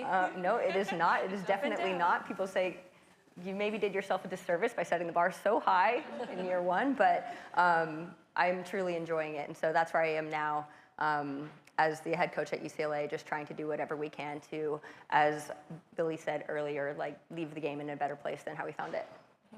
To have reached those types of milestones at this stage in your life, what does that say about the people surrounding you throughout your journey and how they were able to uplift you? Yeah, so like I said, I am the product of people giving me opportunities, and that's never lost on me. The other thing that I want to mention is I think I'm at the beginning of a generation of coaches that really viewed coaching as a viable career path from day one. So I'm now in my 30s, and I've never had another job. So I always had my eye kind of set on coaching. It was something that I was pursuing from a young age, and it was something that I think because of that, that is why so early in my career I'm able to kind of enjoy those successes. Awesome. Steph, going to move on to you. Could you tell us a little bit more about the mission of Voice in Sport, because you're doing some incredible things there? Absolutely. I first have to say I was not watching the game on TV in 1999, but I was actually at that game. And as a young girl who was 15 years old from Alaska, I didn't have role models with me or near me. And so to be at that game watching you win that game and shoot that last penalty kick, it literally changed my life. And it helped me see what I was going to do, not just in sport, but then what I'm doing right now. So a big thank you to you. I mean, incredible. And that's the power of role models, right? And having visibility to women's sports. So Voice in Sport is on a mission to really bring more visibility to women athletes. And the name is very intentional, Viz. It means visibility. It is also a real word. Viz means power and force in Latin. And so we really believe at Voice in Sport that if we can keep girls in sport for longer, they'll get more power, they'll have more viz. So that's the mission behind the company, is like, let's make sure we create the best resources for these young women so that they can have a better journey than the ones that we had. Yes. Talking about that, thank you. You mentioned that iconic moment in 1999. That's kind of a theme of our conversation today. Brandy, when you look back on that moment, when did you first realize its full impact? Oh, honestly, I want everybody to know here, and then you share it out. This is the pebble going into the pond. There was no intention for that moment to be a moment. And I think because of that, it turned into something powerful. It meant something to you. It made you feel something. I mean, obviously, it made me feel a lot of things. But I think what sport has given me, and what I'm hearing from so many people here, is that there's so much we can do. Sport as a vehicle for good and for change and for disruption and for uplifting. I didn't know that that was going to happen in that moment. What I was hoping in that moment was that the ball went into the net, number one. So every time I see it, I'm like, please go in, please go in. Like, I literally get nervous. Like, maybe this will be the time it doesn't. But then, if you don't know Aaron Heifetz, he is in charge of media and community relations, and he's an encyclopedia of women's soccer. And he's been with the national team for a long time, but I knew him previously, and he knows everything about it. But the fact that he ran out onto the field to be a part of the celebration, to me, is just like how impactful a moment like that can be.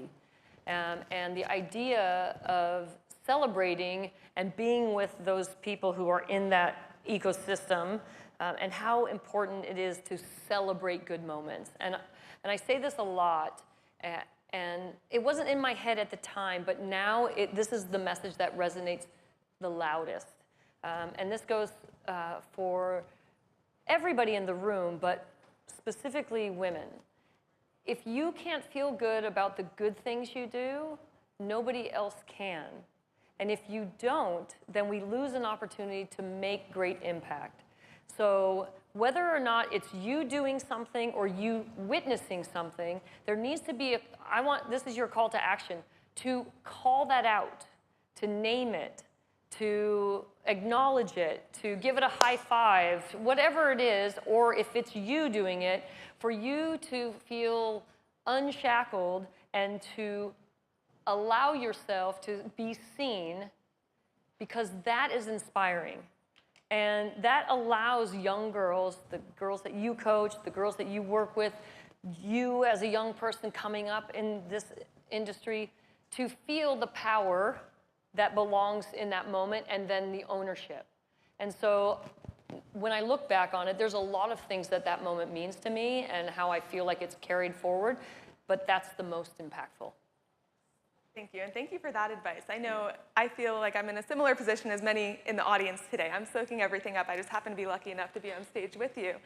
And those pieces of advice are so valuable, but I'm curious, looking back on your careers, what was the greatest piece of advice that you may have received early on that helped you on or off the field?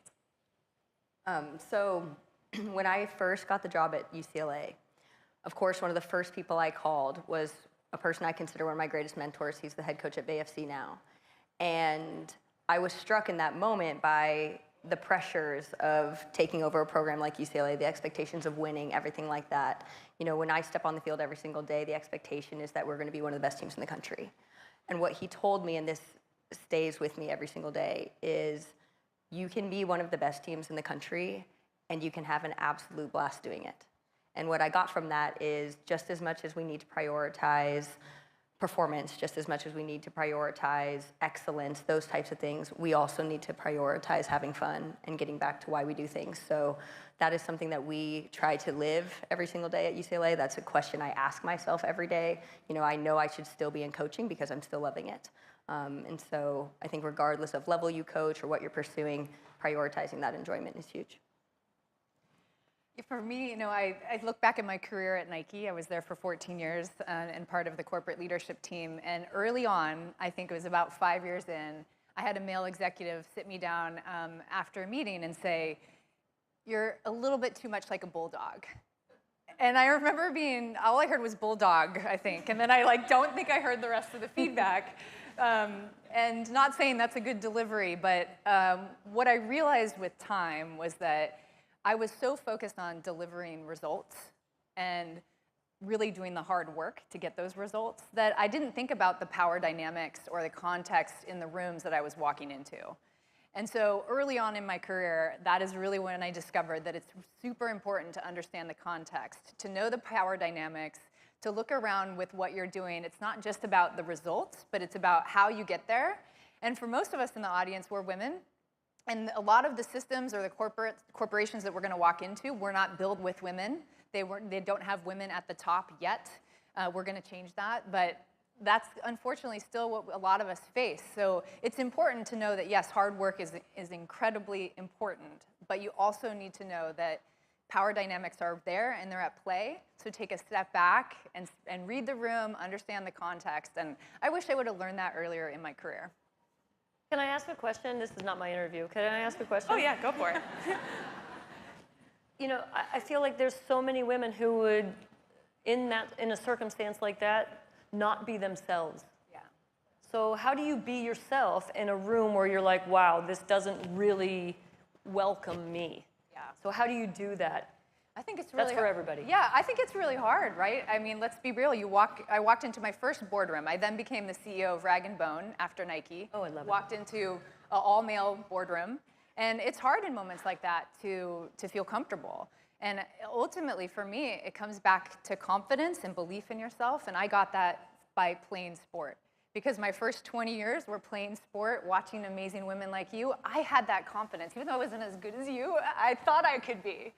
And that confidence is what really instilled in me that belief in myself. So then when I walked into the room, I just literally all right, game time, that's what I would say to myself.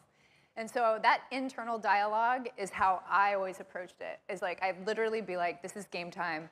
Steph, be confident. My mom always taught me to sit up straight, and in a room. And those small things, whether that means you go into a bathroom and you do the superwoman stance. Has anybody done that? Yeah, okay. Yes, Steph, we do. It is. Do superwoman before you go out on stage. Our team actually does it before every single game. So if you come to any of our games, you'll see our team get together, and their kind of tradition, they say a word that they want to emulate in the game, and then all together they do a power pose before they. Yeah. Yep. So very powerful stuff. It's a good question, though. I just think as you talked a lot about it yesterday too, authenticity. If at the end of the day you know why you're there and you believe in yourself, that's the most important thing to have as internal dialogue when you walk into those rooms. It's not going to be easy, but you can do it. Awesome. Thank you. Yeah. Well, if it was the old national team, it would be you're going to pass out before you die. That was Anson's. You'll be fine. Don't worry. You won't feel it. I think the best. I have two really. One was from my grandfather and one was from my mother. My grandfather taught me that giving is better than receiving, and that's a lesson I learned when I was really little. I was a goal scorer. I only wanted the ball. It was all about me. I was a terrible teammate. I could care less about what anybody else thought or felt or needed. I just wanted the ball. So I was like Michelle in the earlier conversation. And he saw that, and so he offered me $1 for every time I scored a goal. So I thought, my gosh, I'm going to be like a bazillionaire. And then he said, but I'll give you $1.50 for every assist you make. And I was like, ugh. And then I was like, oh, that's better. So then that was the giving part. It's okay to give, and actually you get more back when you give. So that's one thing that has stuck with me forever. And the second one was my mother was my greatest mentor and would have been so incredibly excited to have been here with Billie Jean King earlier. She taught me to find my yes, and that there's going to be a lot of people who tell you no, and that's okay. don't be afraid of no. It's a 2-letter word. It's not going to hurt. But your yes is out there, and you have to find it, and you have to be persistent. And she lived that example every day for me. So that, I think, is the greatest gift that and I carry that with me every day. That's so special. Thank you for sharing that, and thank all of you for sharing those pieces of advice. Marguerite, we're going to come back to you. You mentioned how you always believed that you could be a coach because you saw examples of that. How important is it for young women to see role models that are serving in sports-related roles like that? Yeah, so I'm a huge, huge believer in, you know, representation matters, and you hear all the time, like, if you see her, you can be her. And I think to expand on that, the way I interpret it is like, if you see her, you can be like her. So if you see me coaching, it doesn't mean you have to be a coach, but what you're seeing is a woman in a position of authority. You're seeing a woman that has to make a lot of decisions that affect a lot of people. You're seeing kind of that empowerment. And regardless of if it's the exact path you take, it's the qualities that you can embrace. And so when I'm coaching my group, that's what I often see. Like, I can only hope that my team creates or fosters or grows a lot of coaches. Like, to me, that's the greatest gift, and something that brings me so much joy is when a player I coach decides to go into coaching. But more importantly, I look forward to the days where I see them in other roles, whether they continue their playing career or pursuing something else off field, when I start to see the qualities that perhaps they saw in me, the quiet confidence that we're talking about, the responsibility of, you know, kind of having the responsibility of other people's livelihoods, those types of things. In my most recent iteration of my life, you know, doing what I'm doing while being a mother, like, these are the things that I hope to see my players do as their careers continue, and then obviously in whatever other things they decide to do with their lives. I know that some of your athletes may be in the audience or watching on the live stream at least, but how do you kind of inspire those little moments of confidence to help them for even after they leave your program? Yeah, so, excuse me, one of the things that that came to me later, and I think it was huge, my experience at Santa Clara, the way that I was coached there, the things that were prioritized. One of the things that I find so valuable to teach the young women that I work with is the power of strategic thinking. So not just reacting to things, but having a game plan, understanding that their actions often lead to something else, or that they have the power to make change. We do it a lot on field, so, you know, tactically, why are we doing one thing versus another? But what I found is by teaching it on field, they start to use those same themes of strategic thinking in other areas of their life. And then the other piece is kind of embracing a vulnerability of trying things that are not necessarily easy. And that's something that I've had to work on as a young child. Like, I was that kid, if someone was, say we're doing cartwheels or something, I was like in the back room practicing before I did it in front of everybody else. Like, I had a really hard time taking risks, doing things that I knew I maybe wasn't inherently good at.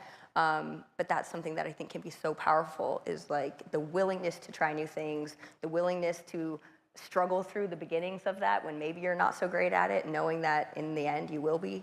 And I think we try to teach those things quite a bit in our program, and hope that our young women really latch onto those.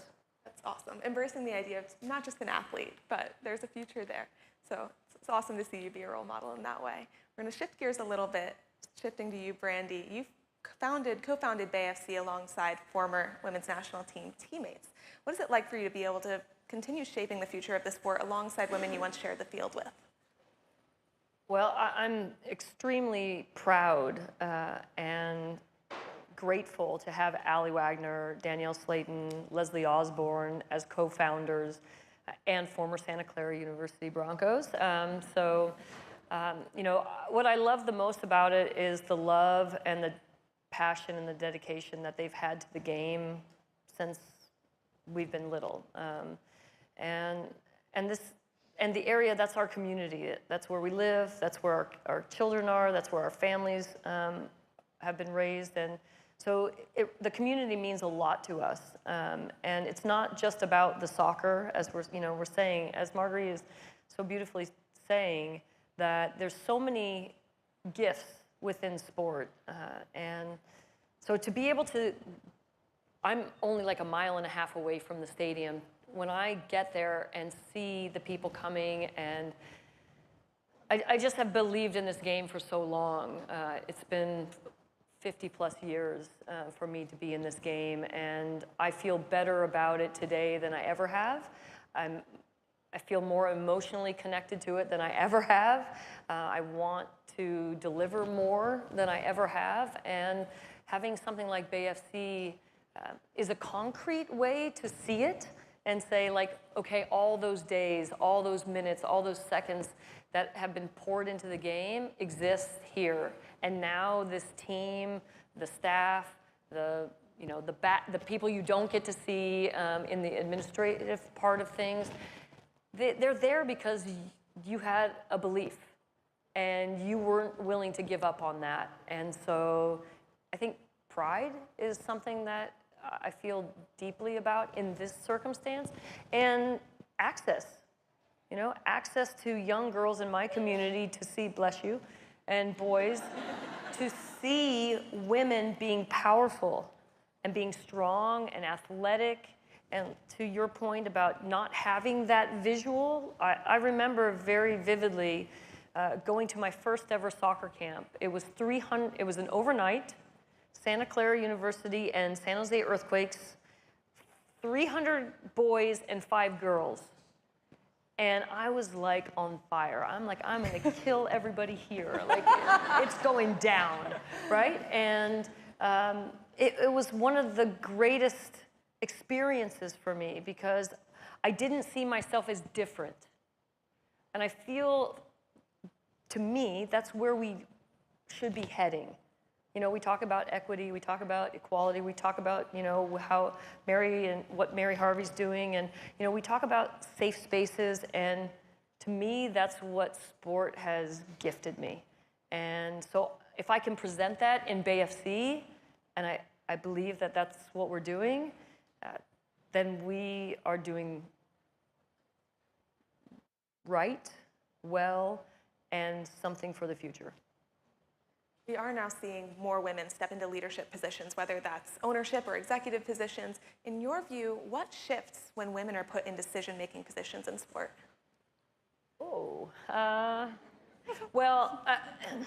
We get it done. yeah. I'm kidding. I'm just kidding. I'm kidding. Sorry, we all I get it done. I'm going to tell a little story real quick. I'm sorry. I don't want to monopolize this because they have a lot of great things to say. Like I said, my mother was my mentor. She had a dream career, and that was to be a stewardess. And I say a stewardess specifically, intentionally, because that's what they were called back in the 60s. And that's what she wanted to do. So she left college after one semester to go across the country to Washington, D.C., and she went to stew school, and she became a stewardess for an unnamed airline. At the same time, my dad, who was 1 year older, they went to high school together, had enlisted in the Marines, and they decided they wanted to be married and have a family. And unfortunately, at that time, you couldn't be a stewardess and be married and have children. So she had to give up her dream job. Thank goodness for me, she did, and we had they raised a family, and she was around in raising me and doing things like at my school so she could be present. And then when we got to that age where we could be left alone without burning the house down, she started pursuing other things.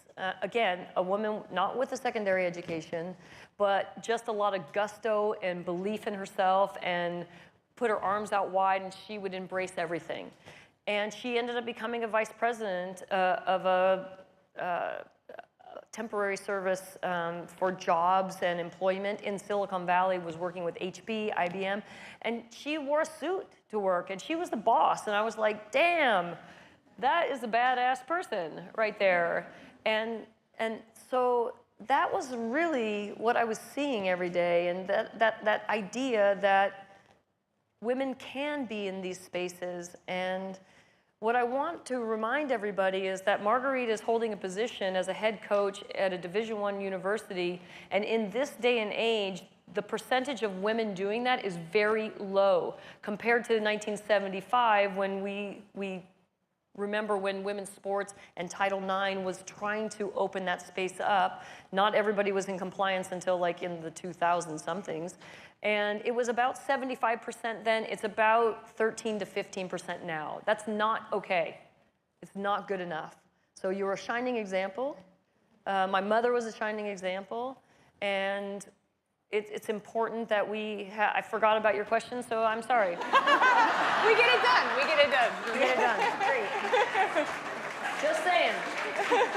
Find your yes, people. You know what? I'm fine with that. I'll take that What was I story. supposed to answer that with? I don't know. No, you did answer it Yeah. in a way. Steph, we're going to shift to you. Voice in Sport has a robust mentorship program. Could you share a little bit about what your platform has to offer?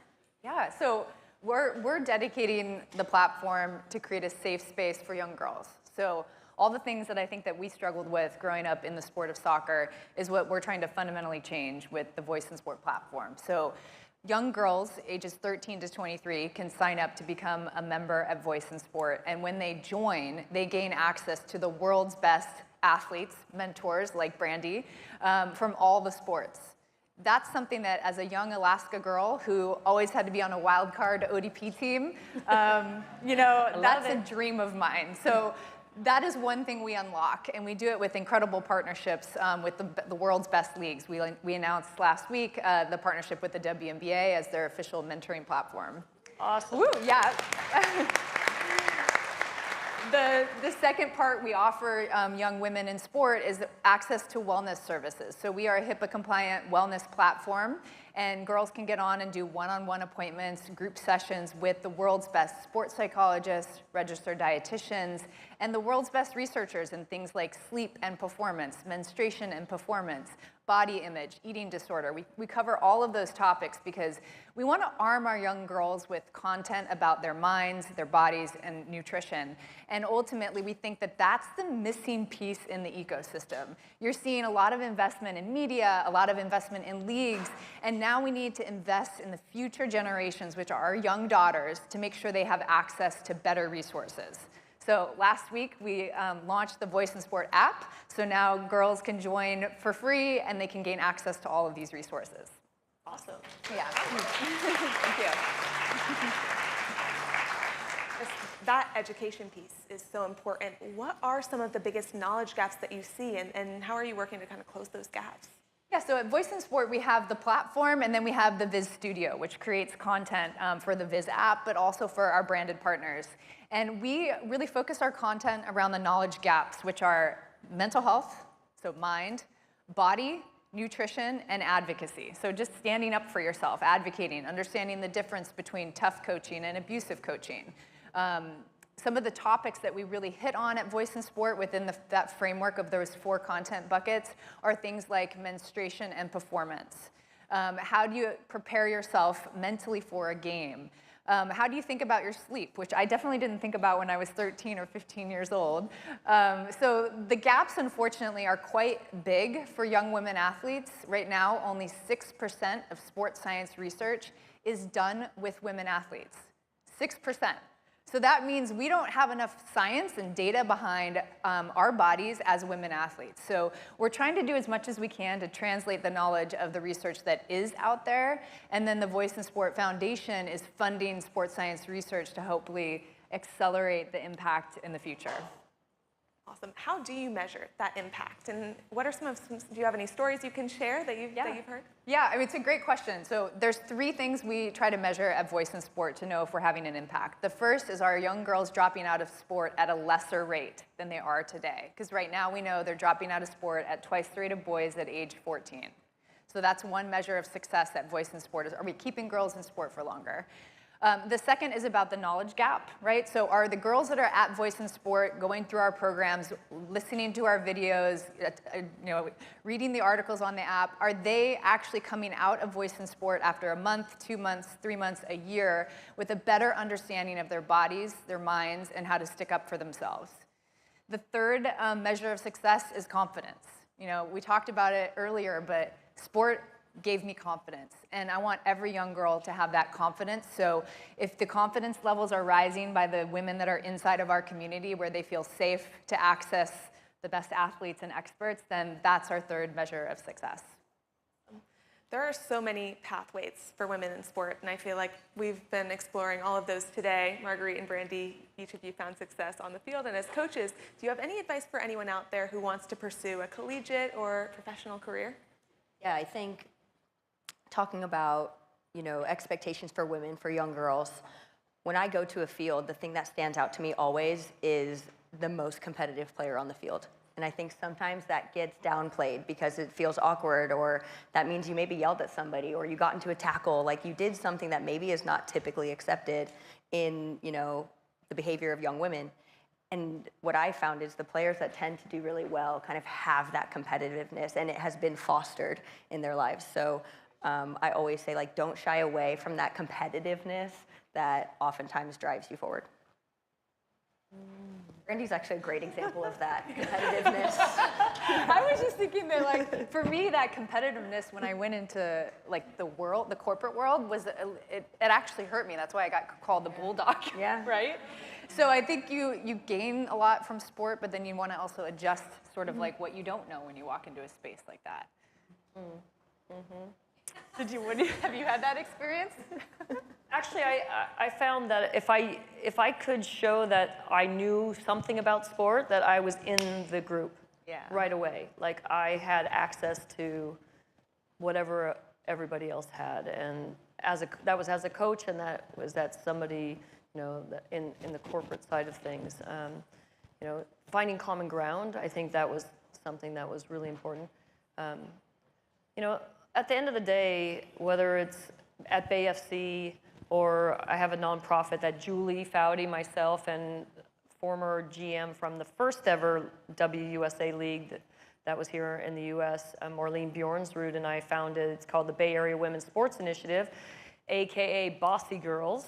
This is our 20th year, and something that I know now is that we have to deliver access, because if young girls don't have access, we don't have a chance to see them be competitive. We don't get to allow them to build confidence. They don't have the chance to get past 14 and participate. And so whatever it is that I can do to give access, provide access, support access, I think that's the most important thing. And then they can be them, right? Allow them to be the people that they are, and say, you know, give them a high five when, you know, I literally had a moment on a playground where I put up my hand for like this.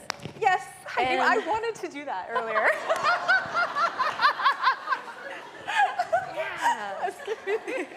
And she looked at me like, well, like that was confrontational. In her world, she didn't understand that team dynamic. And so to give access to that connection, that simple connection was so life-altering. So I think access for me is the most important thing I can do, and that we can do together, because wherever it is that you live, work, play, support, you are a living leader, and you can make change. And that is critical for you to take outside of that door when you leave here, that you are an agent for change and you are a leader for good. And that's important for what we all are trying to accomplish. Thank you so much, and thank all of you for sharing all of your insights today. Today's panel really felt like a call to action. I don't know if it's just me, but I want to get out there and do something incredible. But I really appreciate all of you. I appreciate everyone in the audience for being a part of this conversation, and please help me in thanking all of our amazing panelists. The high five. Yes. Thank you. Let me get and a high five. Yeah. Dreams coming true. Hi, give it up for Sierra, everybody. You're not done today, right? Not done today. Yeah, she's not done. That's not the last you've seen of her. Before we take, we're going to take a brief 30-minute break. I know some people are finishing conversations, need to go to the bathroom. We're going to do a break after this next conversation that we're going to bring out here. So if everyone could kind of stay where they're at, we will get you up to go to the bathroom or to just talk or to get a drink in a couple of minutes. But we want to bring you a conversation on the significant commercial growth in women's sports. And this is led by the leader of the NWSL. The league is doing amazing things. Commissioner Jessica Berman. This fireside chat is going to be moderated by Dan Helfrich. He's the principal and former chair and CEO of Deloitte Consulting. Women's sports, women's soccer has realized significant growth over the last couple of years.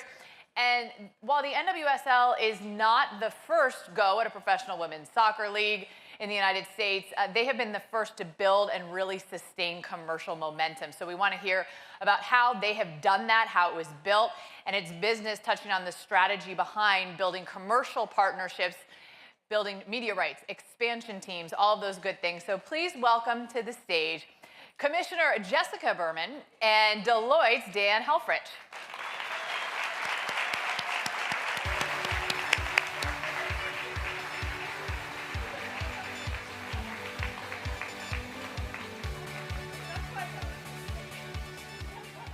All right. It is a fun room. The energy in that panel was pretty good. We'll try to raise it a little bit. I don't know. Brandy sets the bar high. She does. Jessica and I have known each other for the last 4 or 5 years, and to say that this is a leader who believes and has believed in this sport and this league in this country would be a great understatement. And for us at Deloitte, look, when the league was going through its next chapter, and we talked about what it would be like to be the official professional services provider to the league, it felt like a great connection and fit, and it has been. And so you've gotten a lot of honors, but I want to hear Sports Illustrated Innovator of the Year.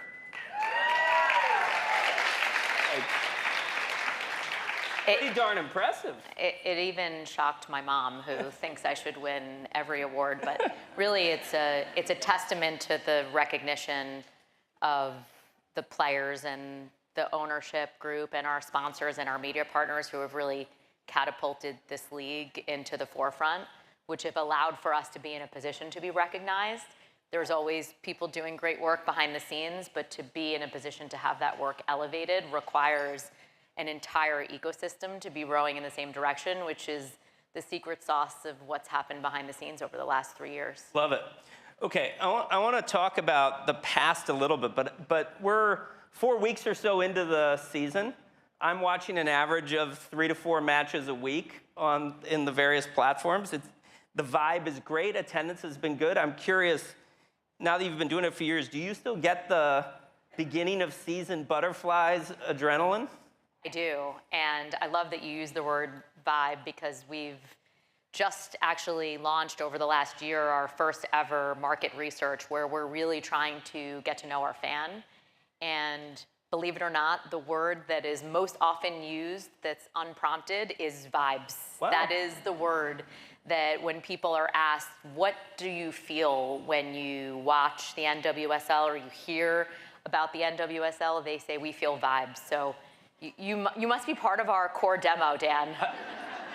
I promise you, I am a top 0.5% consumer of streaming matches and social. The team's doing a good job. All right, let's dial it back to you interviewing for this role, being selected for the role to be the commissioner, sitting down and taking stock of the state of the league.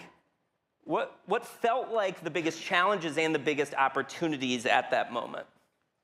Well, I think it's hard for people to remember where we were in the winter of 2022, but it was only 3 years ago that this league was really on the precipice of being faced with decisions about whether it was a viable business. And that all seems like a distant memory now, thankfully. But interviewing for the role, there were a lot of existential questions being asked by the owners, by the players, by our sponsors.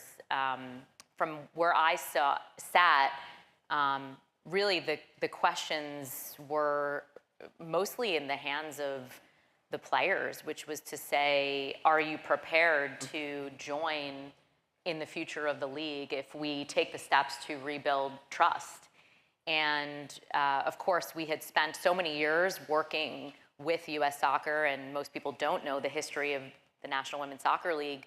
Until 2022, we were actually part of U.S. Soccer. So this was really a rebirth of the league and made us the first league that was truly independent. And that really gave us a unique opportunity to invest from a first principles perspective from our owners, which is to say, you all are waking up every single day thinking about the growth of the NWSL. Let's build a league that thinks in that way and hire staff, qualified staff, that will enable us to achieve our vision of being the best league in the world. And that's what we've worked on literally every single day since 2022. And thankfully, with the support of our players to join us in that really hard work, we've been able to effectively transform the business.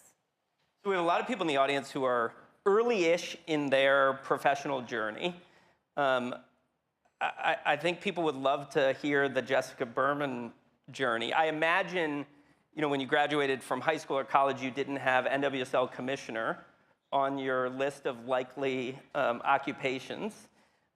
Tell us about, and it's a really interesting journey through sports, but tell us about the journey that landed you in the moment to even be interviewed.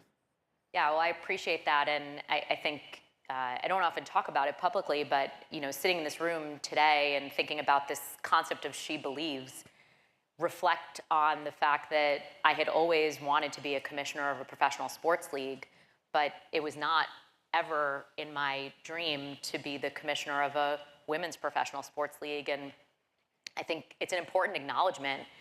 When I grew up in the 1990s and dreamed of running a professional sports league, I defaulted to this idea that if sport had the power to change the world, which is what I believed and why I was pursuing this ambition of running a professional sports league, that it had to be through men. And there really wasn't ever a framework for me to imagine that women's sports could be the place where we could influence communities and bring people together. It wasn't a thing. And I grew up in Brooklyn, New York, which is a melting pot of people from different backgrounds. I usually get like a woof for Brooklyn. Is there anybody here from Brooklyn? I was like waiting for that. No Gotham fans here. Okay, Brooklyn, no, okay. We're very far away. I love when that happens, so I was really hoping I was gonna get like a woof. Anyway. Can't force the whoops. No, you can't. Brooklyn's a special place, though, for people who are from there, when they hear it, they're like, oh, Brooklyn. And in Brooklyn, even though it was post-Title IX, which I know has been talked about a lot today, there really wasn't a place for me to play sports. Fields were reserved for boys in many urban centers, especially in the 90s, but probably still today. There's just not enough infrastructure to support boys and girls, and the default was for boys. So for me, I just never even knew that women's sports was a thing. And when I watch people like Julie Foudy and Brandi Chastain talk about their experience growing up with teammates, I'm like, I would have really loved that. And I guess now I get the opportunity to build that for the next generation of women and girls so that they can actually aspire to play in a professional league. I think I would have really thrived had I had that experience. When I think about that preparation, I was really laser focused on working in the industry. And early today, when Billie Jean King was talking about getting to know the business, that's the only lens I ever thought about sports through. So I did internships from the time I was 16 until I graduated law school, working at agencies, working at the NFL, working for sports agents, working for athletic department when I was at the University of Michigan, and really trying to understand how the business works, where the revenue comes from, how collective bargaining agreements are negotiated, which is ultimately the path I pursued, becoming a labor lawyer at Proskauer, and really leaning into the fact that the relationship between the players and management is the underpinning of the professional sports industry, particularly in this country where most people don't know this, but the business cannot operate in professional sports without a collective bargaining agreement. And so knowing that and seeing that the path of so many commissioners who had really established their careers in professional sports had been labor lawyers, that was the path I chose. I love it. And how powerful has it been to have other really impressive women leaders on the journey with you in women's sports and in the NWSL specifically? I think about people like our mutual friend, Kathy Engelbert, the commissioner of the WNBA, people we've seen up here today, Julie and Michelle, who have been important to the growth of the league. Yeah, well, I think this whole women supporting women movement is really, really important. And I can't believe I'm at the age where I say this because it makes me sound old, but when I was younger in my career and graduating from law school in 2002, it didn't really feel that way. There wasn't this sort of sisterhood around women supporting each other in their careers and rooting for each other's success. And for most of my career, I was the only woman in the room, and if there was one other, you sort of felt like you were competing for a single job. And it's such a blessing to be at a stage of the development of women having incredible careers and really leading in our industry, where we can all look around and know that there are so many of us who are in positions of power and influence, and that we're all there to support each other, and also having incredible allies like you and so many others, because there's also this broader recognition that women can't do it alone. We need for men to value our contributions in order to create an environment that brings together people who have different perspectives. And I think that's the wholesale change you've seen in our industry recently. And as a result, our industry is thriving and innovating in very challenging economic times. And I think it's because our industry has gone through that transformation where we now actually do have different kinds of leaders, people who look different from each other, women who are in positions of influence and power, who understand how to support others. And I think that hasn't always been the case. And it's great to be in a position now where there's others who look like me around. Love it. All right, let's talk about growth. When you are introduced, when the league is introduced now, people are giving growth statistics all the time. Valuations have gone up to $104 million on average for a team. That's up 60% in a year. We're at 14 franchises. We're on the rapid train to 16 with the introduction of Denver and Boston soon. So that got cheers. Yeah. Okay. Good to know. That is good. That is good to know. One of the things that soccer leagues historically in this country have had to navigate is how to thoughtfully grow. And growth's super important. It creates investment, it creates energy. But how have you tried to think about how to manage that growth, take advantage of the wave, but make sure, as you've essentially doubled the amount of franchises in the league, that that's done with the same standards so the league can keep growing? Well, luckily, in this case, we're not inventing the playbook. I've been at other professional sports leagues my entire career. It's pretty much the only thing I've ever done is work at professional sports leagues. And thankfully, I've actually been part of expansion at the NHL, at the NBA, with the NLL. And in all of those places, it is a story of growth and can effectively be achieved where, not surprisingly, through an economic lens, the demand exceeds the supply, which really drives the value and the interest and puts the leagues in a position of power. As we think about the role of expansion in a growing league, we always like to say that expansion is supposed to represent the best of a league. In every professional sports league, there are always teams that are sort of rising the tide, and there are other teams that are catching up, and that exists in every professional sports league, including a league like the NFL. And when a league decides to embark on an expansion journey, whether it's through a process like we've done or just awarding a team to a particular market or a particular owner, you really have the opportunity to create the world that you want for all of your teams to have and to follow. And so the decisions we made around Boston and Denver were very intentional.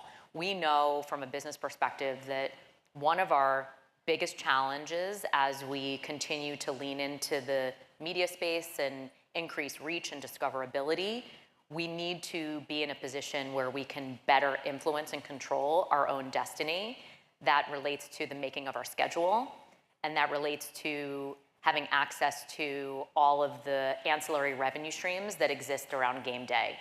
And not surprisingly, for those in the room who understand the difference between being a landlord and tenant relationship as opposed to being an owner of a home, when you're in a tenant relationship, you don't have the same influence over your schedule, and you don't have the same influence over how you access concession revenue and merchandise revenue and parking and all of the experience for your fans at the game. And so the answer is not always going to be that we need to have our own stadium in a particular market. And when we're running an expansion process and we have the opportunity to script the world that we want to have in a net new situation, yes, of course, we're going to look carefully at opportunities where we can control our building. And so in Boston, in Denver, we are going to have in those two markets purpose-built stadiums for women in the downtown metro area where fans can access the game, and we're going to be in a position to be able to use that. I see clapping in the back. Thank you. Thank you. We're going to be able to really use that as a catalyst for what we know is going to be our infrastructure boom, which is going to be happening over the next 10 years. And of course, so much of the credit goes to Angie and Chris Long in Kansas City, who built the first purpose-built stadium for women in the history of the world, which you always have to say, like literally, in the history of the world, in 2024, that happened. And it's shocking that it took until 2024 for that to happen, but when they did it, they would tell you if they were here, because I've heard them tell the story, that people thought they were crazy, like, how are you gonna generate a return on that investment? And they were like, no one ever asked that question when we were building stadium for men. Like, I don't even understand why that's a question. And so it isn't a question anymore, and the funding is there, the financing is there, and the benefit to the community is definitely there. Well, and I just go back to the theme of she believes. Like, Angie Long believed, and the momentum the ripple that has for years to decades is profound. Michelle Kang believes, and the ripple that has is profound. Let's pivot to, since we have a big match tomorrow, where a lot of your players will be on both sides of the pitch at SoFi. First women's match ever at SoFi, which also seems crazy.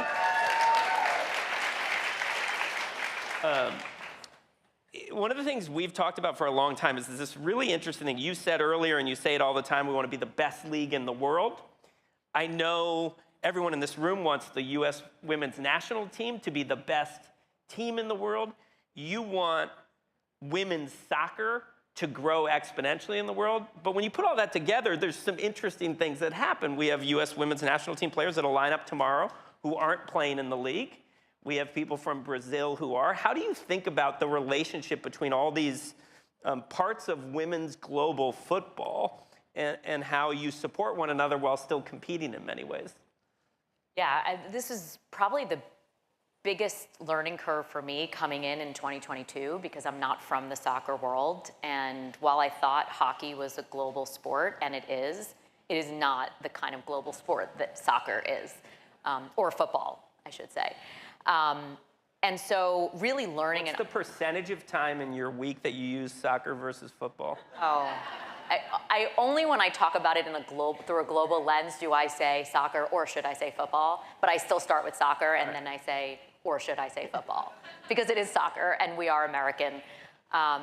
You know, I think as I really have embraced and learned, and I think will continue to, this truly is a global game. And it's the reason this sport is so special, so unbelievably special. And this connectivity between country and club is so nuanced and complex. and important to respect and embrace. And it's one of the reasons that I'm here today. It's one of the reasons that I sit on the U.S. Soccer board.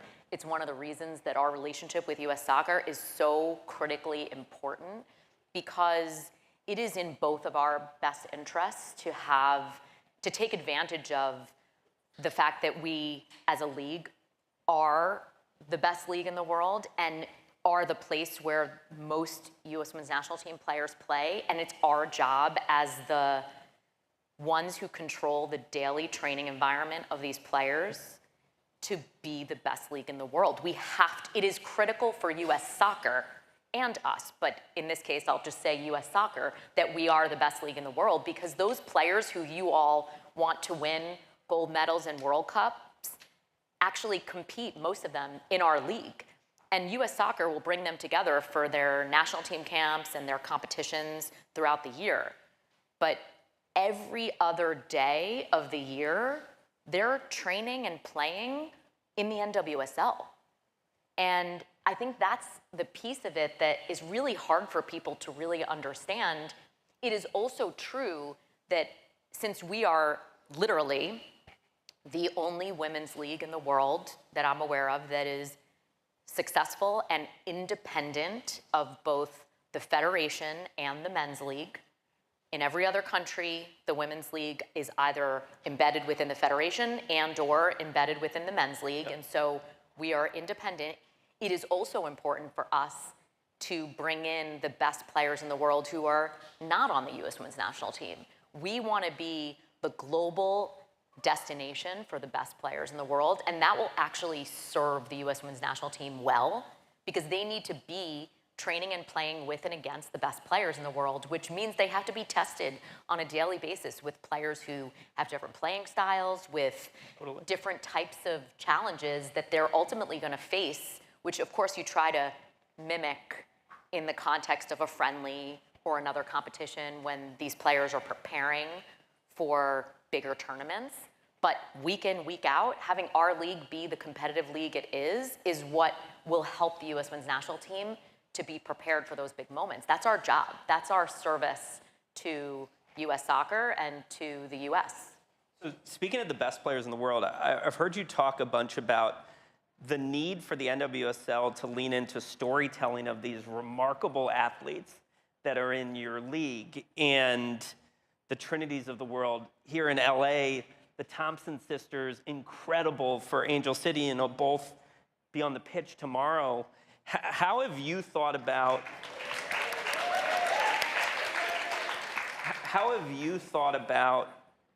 the role that you in the league, given the platform you drive, about storytelling of these incredible human beings who happen to be wearing NWSL uniforms every week?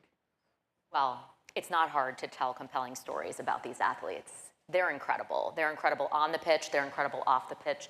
They're incredible role models. They're dynamic. These are women who have not had the luxury of being in a position to achieve the success they now are having. And so they've had to work for it, which makes them dynamic and scrappy and more interesting. And we are the beneficiaries of that. We have to just give them the platform to be able to share their stories.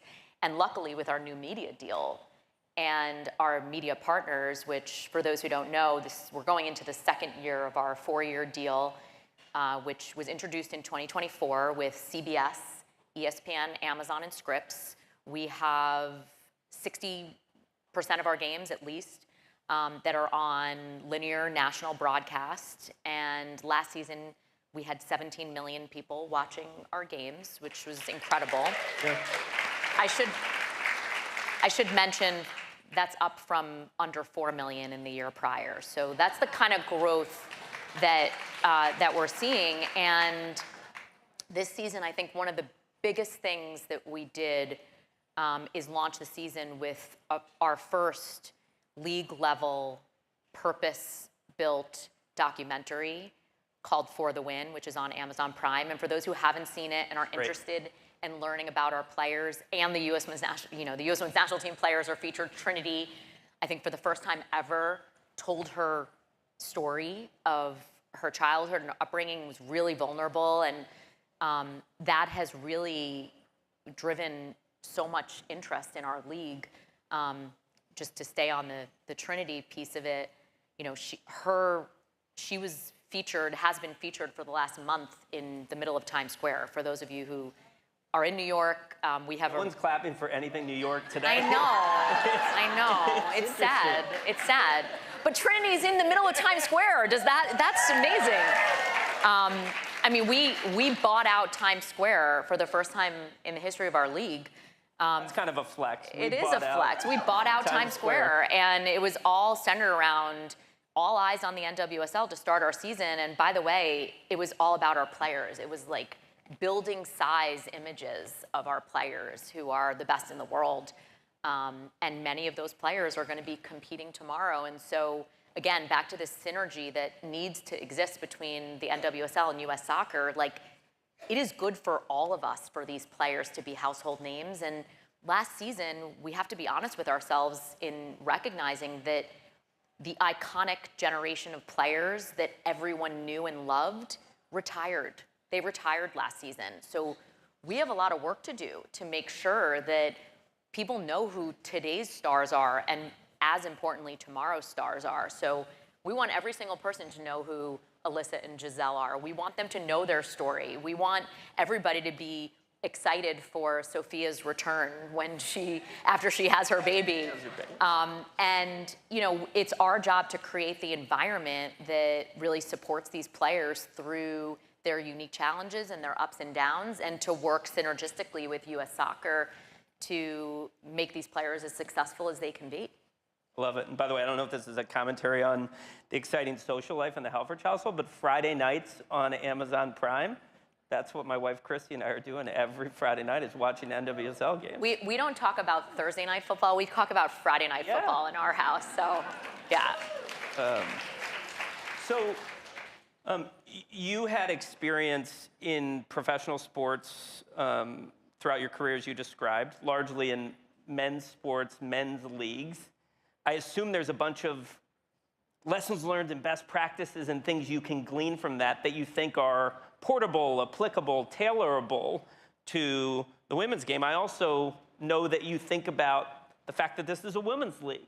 And Emma Hayes is going to be here on the stage in a while talking about some unique things related to female. How have you thought about what you can port from professional sports men's leagues, and what might be a little different about being the commissioner of a women's league? I think the general framework is largely similar.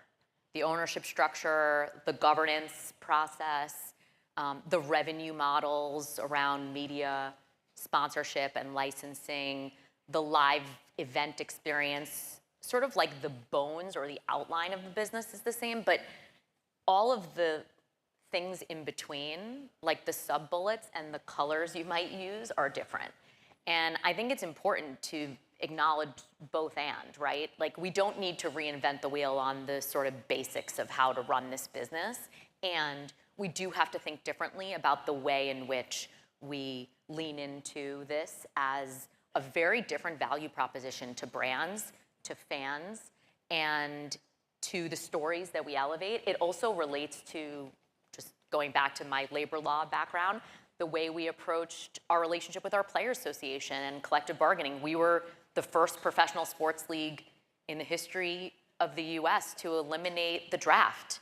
We felt that that was something that did not serve our athletes. In a global game for female athletes, giving them the right to choose where they play, we felt was really, really important. Thank you. And I will say, I got calls from some of the other leagues saying, like, are you insane? And I get it from their perspective. That doesn't make sense. For our league, it does make sense. And is there a commissioner group text? You know what, I have to say, I don't know how they all interact with each other. That I can't speak to. But I'm a people collector. For those who know me, that's like my my self-proclaimed, I don't know, it's not on LinkedIn, but it probably should be. I call myself a people collector, and I am very good at asking for advice and help. For those who know me, know that is true. And I reach out to each of them individually all the time. And they've all been very gracious with their support and their advice for me along the way. Just to go back to your question about things that are different, another big, exciting piece of news that we launched the season with, I'm sure, given how young the faces are that I'm looking at, people are familiar with Alex Cooper. Yes, people are familiar with Alex Cooper. I am too. You are? You are? Oh, you have daughters. You have daughters. I forgot. We announced a partnership with Unwell and Alex Cooper, and again, yeah, it's really incredible. I called her in our announcement interview the Gen Z whisperer. She really is. Like, she can speak to that next generation of consumer or fan in a very authentic, engaging way, and she is so all in on the National Women's Soccer League. We are so blessed that she wants to put her muscle behind us and helping us to reach new audiences and to grow the game. For those who don't know her personal story, she was a college soccer player, and she actually called me. I got a cold call from Alex Cooper. It was definitely one of those moments where I was like, is this real? Like, put her on speaker, like, do you guys hear this? This is crazy. And so that is an example of something that may not make sense for a men's league the way it would for us, but it is so authentically us to partner with her and to do unique things. One of the things that we're gonna bring to life this season, which I'm so excited about, going back to the discussion we had at the beginning about women supporting women, that's her whole platform. Her whole platform is about women supporting women and showing up in numbers and standing together. And the idea that we're bringing to life this season with our partnership is actually like a league, stay with me, go with me here, a league supporters group called Unwell FC that is going to be at select games throughout the season where they're gonna have a full section with bespoke merch and her essentially leading those groups in their excitement and support for women's soccer. Sort of think of it as like the, you know, when you're at an Angel City game and you see Natalie Portman or Jennifer Garner leading the supporters group, that's gonna be happening around the league with Alex Cooper and her fans. And we think that's going to be such a catalyst for our growth, and we're so excited about it. I'm positive there's people in the audience now getting excited for your appearance on the podcast. Oh. My son has told me that he will disown me if I go on her podcast, so I might have to wait till he's not in high school because he's like, definitely not. We can't let you get off the stage without talking, you know, challenges. The league is extraordinary. The tenure's been extraordinary. Take the group inside. When you and your management team are getting together and talking about, we got to push harder on this. Here's a challenge we haven't overcome yet. Like, what do you see on the horizon as a challenge that you want to tackle in a different, bigger way? Yeah, it's a great question, and I could take it in so many different directions. I think I'll sort of pick one from each of the categories. Like, on our management team, our whole strategic plan is broken out into 3 pillars. It's really looking at it from a fan perspective, a player perspective, and then we talk about organizational excellence. So I could sort of pick one from each. On the player side, I think the thing that we really need to spend a lot of time brainstorming creative solutions around is how we expand the pool of players here in the US who are ready for prime time. We have, maybe not surprisingly, very ambitious plans for expansion. Our board believes that we could be the size of the NFL. There is nothing that stands in our way of us doing that other than having access to top talent. Yep. And there's certainly not a problem with the supply, given the size of our country and the level of talent that exists. We just need to figure out how to develop them strategically and intentionally. So that is definitely like a meaty thing for us to think more about, and to do it in a way that actually, again, synergistically with U.S. soccer. Like, this is something that we have like shared challenge around. When we think about it from a fan perspective, again, I talked from a thematic perspective that so many players just retired who are household names. Think about Alex Morgan, think about Megan Rapinoe, think about Kelly O'Hara, think about Becky Sauerbrunn. I can go on and on. We need to make sure that that next generation of players are rolling off the tongue of people besides you and me and every single person in this room. We need for the average person to know who this next generation of talent is, and we know that the foundation is there because in this country, when you close your eyes and think of greatness in soccer, you think of women first, and that's incredible. We have to make sure that they have the names to support that, which is already the baseline foundation that we have. And then on the organizational excellence side, when I was hired 3 years ago, almost to the day, literally April 20th will be my 3-year anniversary, which is crazy, and I'm loving it.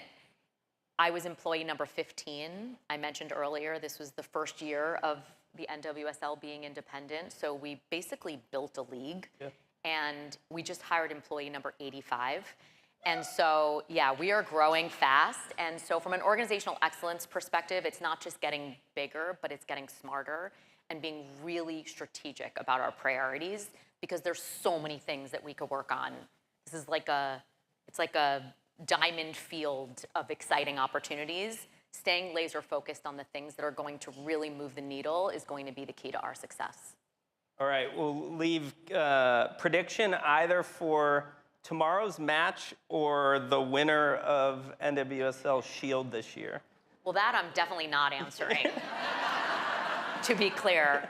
No, I mean, for tomorrow, I'm told, again, I like to call myself a newbie to the soccer world, and I think I can still say it even though it's been 3 years. This is like a rematch of the Olympics in some ways, right? That's what this is. And even at the Olympics, I felt kind of weird rooting for the US because 2/3 of the Brazilian team play in our league, and we're super proud of them. But I'm also told that it's totally okay for me to root for the US. So I'm going to go with the same result as the gold medal game. All right. So let me close with a very quick story. If you're a CEO at Deloitte, you get to interact with a lot of iconic companies and iconic leaders, and you often see them transition. And when you get a chance, as I did when Jessica was first coming in, to spend time with a new CEO, or in this case, a commissioner, and you see them in action a little bit, we typically have one of 3 responses after we've seen them in action. The first is, this will be interesting. And that's code for, I'm not quite sure how this is going to go. The second reaction is, uh-oh. And that's self-explanatory. And the third reaction you have is, yes, they found the right person. And I left my first serious interaction with Jessica and said yes. And I think the last 3 years have proven why. Appreciate it. Thank you. Thank you.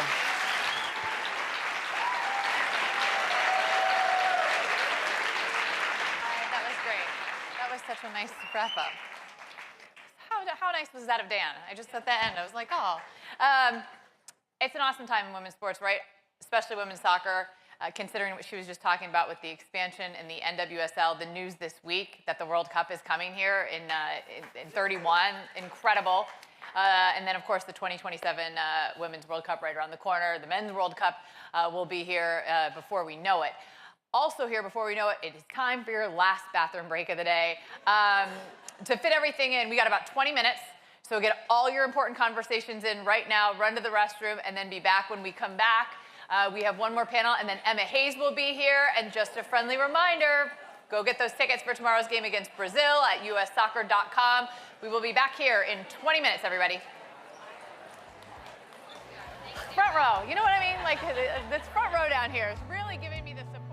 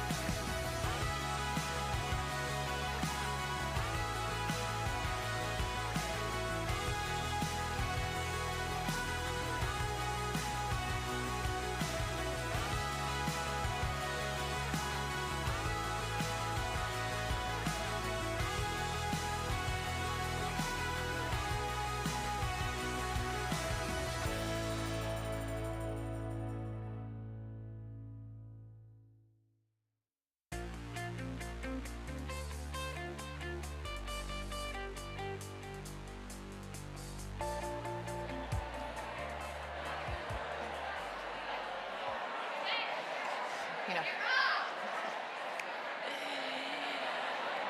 Okay, everybody, I know you guys are in the middle of conversations, but we're hoping everyone can start to make their way back to their seats as we get ready to wrap up what has been an amazing day here at the 2025 She Believes Summit. We are nearing the close of this thing. We have 2 conversations left. Emma Hayes is going to close this thing out. I just spoke to her backstage. She's ready to go. Before we get to Emma, we want to welcome back to the stage Sarah, because she did such a great job. She's going to take my job, so we're going to have her come on out here to moderate one final panel. She amplifies, and this is about building a brand. So to introduce our panelists for this one, Sierra Jones, come on back out here.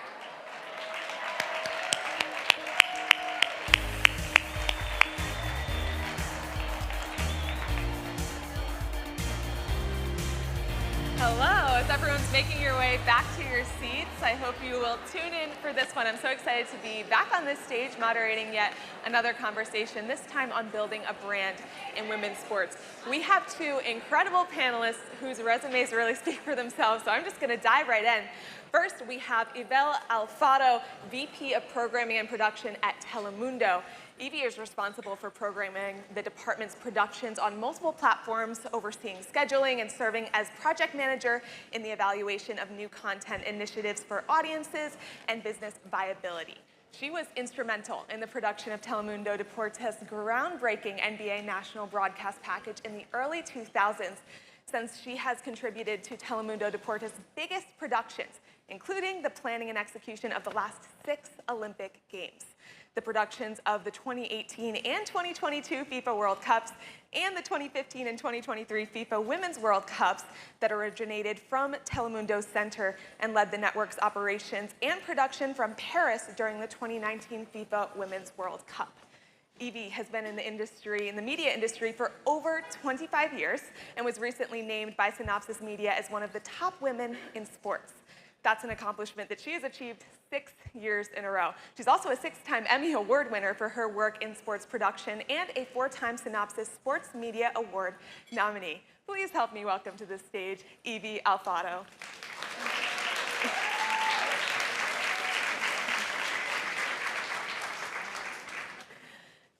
Next, we are going to be welcoming Lori Keith, who is Senior Vice President of Emerging Media and Technology at the Ad Council.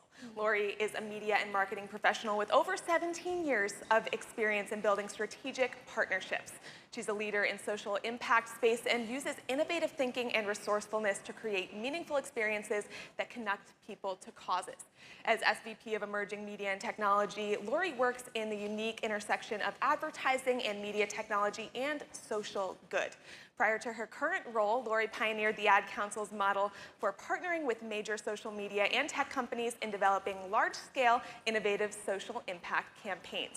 Lori now leads a new center of excellence where she is responsible for educating key internal and external stakeholders on the future state of the internet and digital media and how to apply technology and new media to the Ad Council's social cause campaigns. She identifies and establishes new media and technology partners in the marketing ecosystem. She's secured and developed new products and innovative opportunities for the Ad Council's campaigns, including wrapping Smokey the Bear's wildfire prevention message on autonomous delivery robots. We could go on and on and on. She's also integrated a new bullying prevention emoji to the Apple keyboard, and she's done so much more. But we'd be here all day. Please help me welcome to the stage Lori Keith.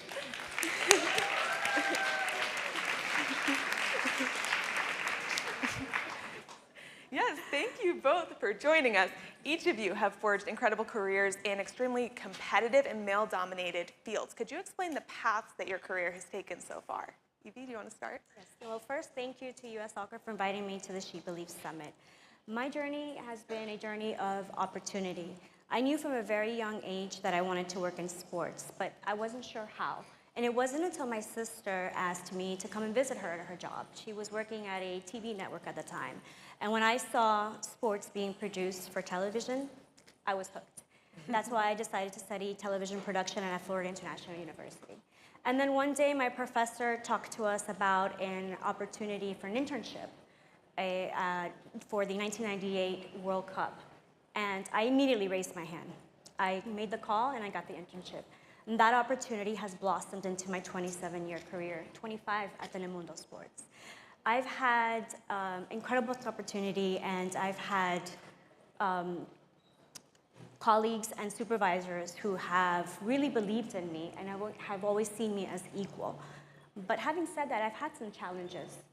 Very early on in my career, I was denied access to a locker room for an interview that I had booked because I was a woman. And at that moment, I remembered, what do I do? So I regrouped with the team, and we came back with a plan B. And that was what we did. The ultimate goal was to finish the interview, and we did it. Another challenge that I've had is a personal one, is balancing a career and motherhood. I'm a mom of twin boys, and I've had to make tough choices along the way. In 2019, I had the opportunity to lead our team in the Women's World Cup production. It was a 47-day assignment. And for me, being away from my kids for that amount of time was really rough. But it was something that I wanted to do for me and for my career. And at that time, it was the right decision for me. And it's been one of the highlights of my career.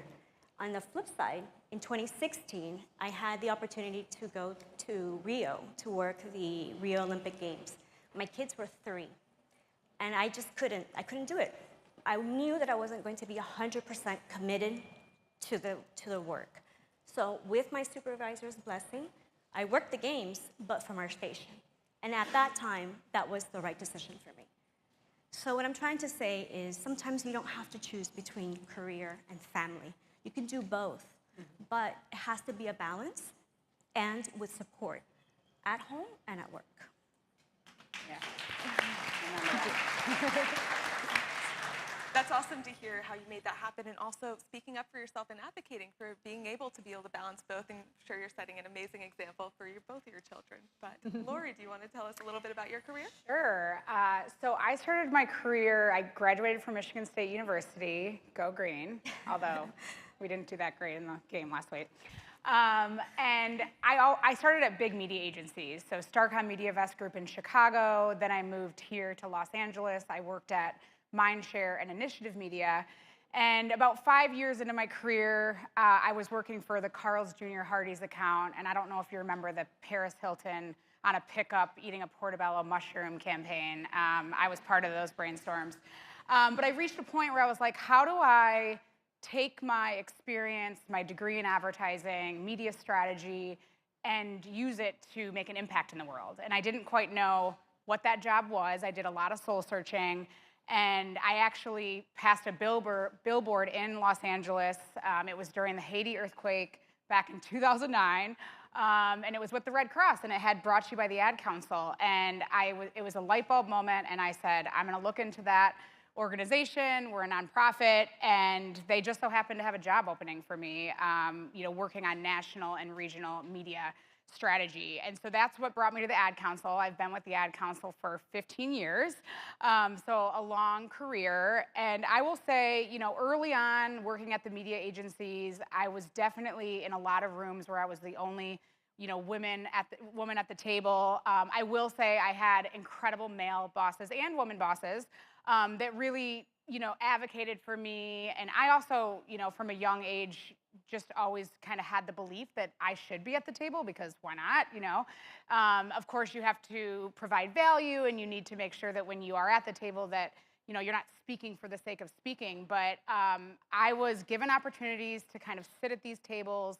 And then at the Ad Council, we're in a unique position where our leadership team is primarily women, and I have had the opportunity to work with a lot of incredible women leaders that have opened doors for me. And, my whole career, I think from the very beginning, it's always finding mentors, peers, colleagues that really believe in you, can help you when you hit roadblocks, understanding that roadblocks and obstacles, failures are opportunities for growth. I learned that, kind of early on. I think when we hit failure in our life, or if we have to pivot in our career because something has happened, you immediately, you feel like it's a setback, and you're like, how am I going to overcome this? But when I look back at my, 20-year career, all of those opportunities, all of those challenges and obstacles paved the way for something better and bigger. And so I try to remember that when I hit setbacks, is that failure is actually opportunity for growth. And that's kind of been a North Star throughout my career.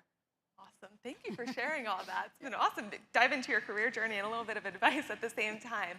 Now, we know that representation and visibility can be a complete game changer for inspiring a new generation of women. Evie, you've helped put more women in front and behind the camera for so many major sporting events. Why is that type of visibility so important? Visibility is everything. I truly believe that when young professionals and young women see other women thriving in this business, that it inspires them to move forward. I know that if I were younger and I would have seen a female vice president thriving in sports production, she would have inspired me. I'm very proud to be part of the team that has amplified women in temple events. Viviana Villa in 2018 became the first woman to offer in-game commentary at a men's World Cup in Spanish and in the United States. And in 2023, and in 2023, we unveiled the largest female commentary team for our in Spanish language history for our broadcast of the Women's World Cup. And behind the scenes, we're seeing more women stepping up to production roles, and especially in temple events. When I first started, there weren't a lot of women at these levels, and now we're seeing more. That's incredible. In 2023, studies showed that women's sports made up just 15% of all sports media coverage. How is Telemundo working to close that gap? We're seeing more of an appetite for coverage of women's events.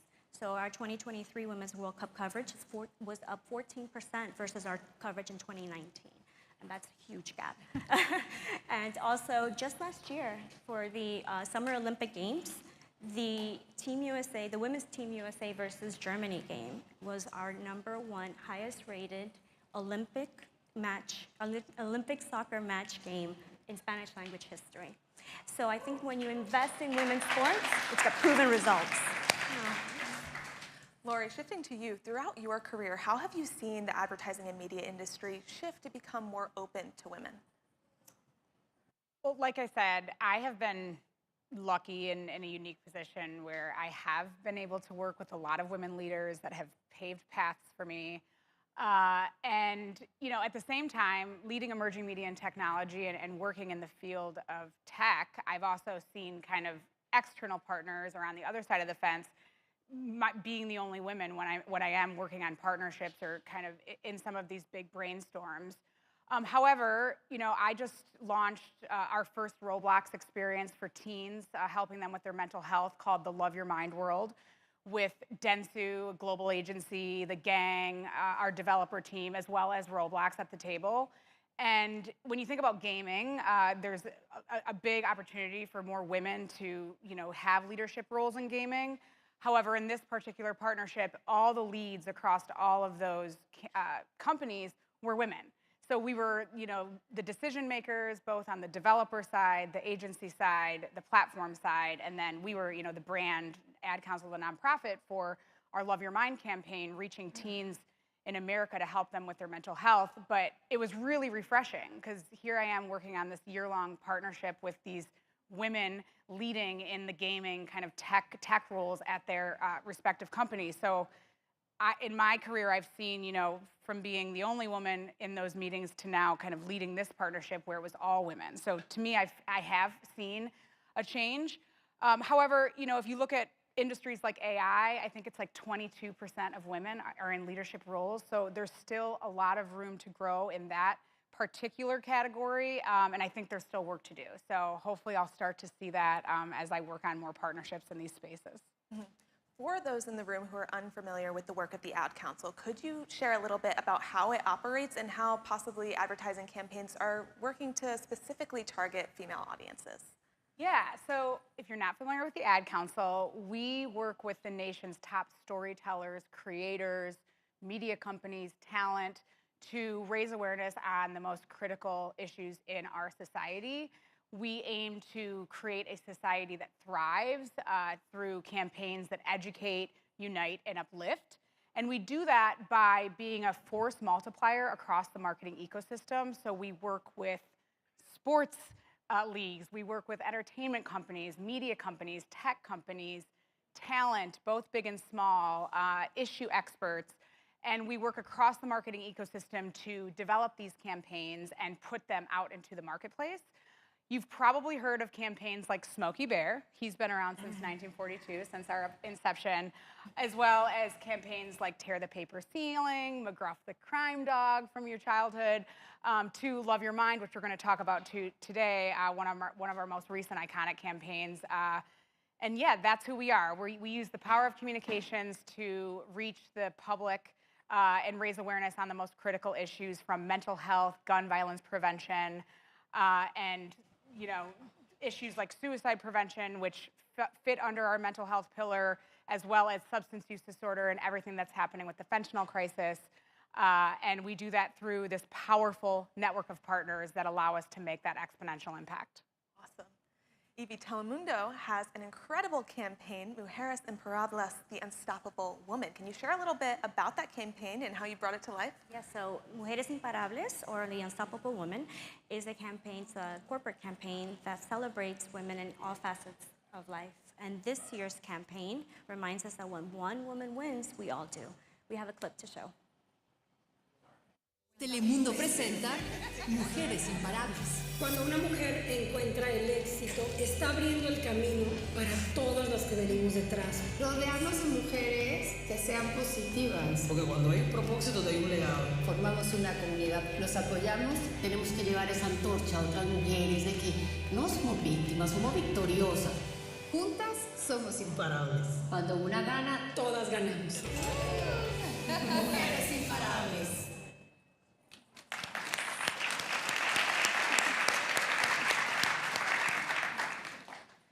Lori, we mentioned this a bit with the Love Your Mind campaign. You also have a campaign that involves sports. You brought together 11 major sports leagues to spotlight mental health.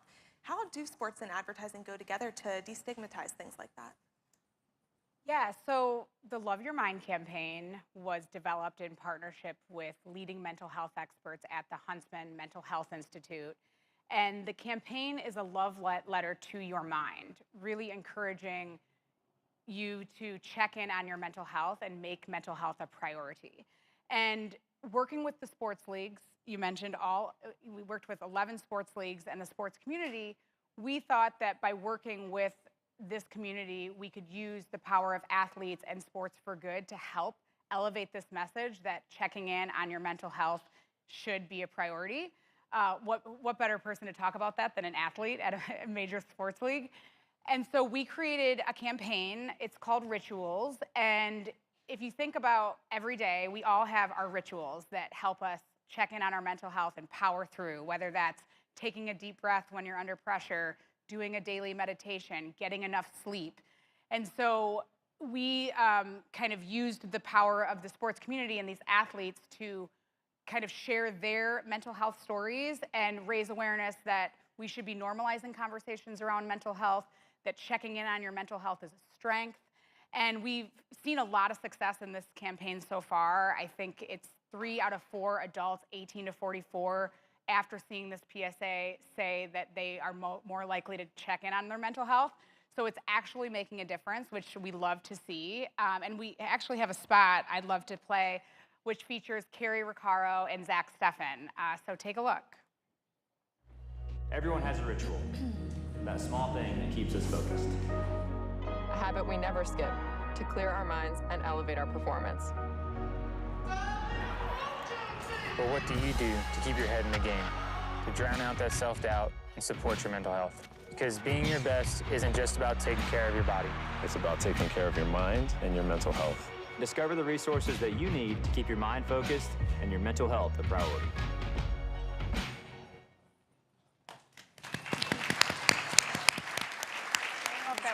The exact spot, but and I did want to, just to kind of round out this campaign and also address your question from earlier on how we are intentional about reaching kind of our target audiences and specifically women. So in this campaign, which I don't know if that was the exact spot that we meant to show, but we did feature women athletes. And the reason for that is we wanted to make sure that women's voices were at the table from the very beginning in producing this campaign.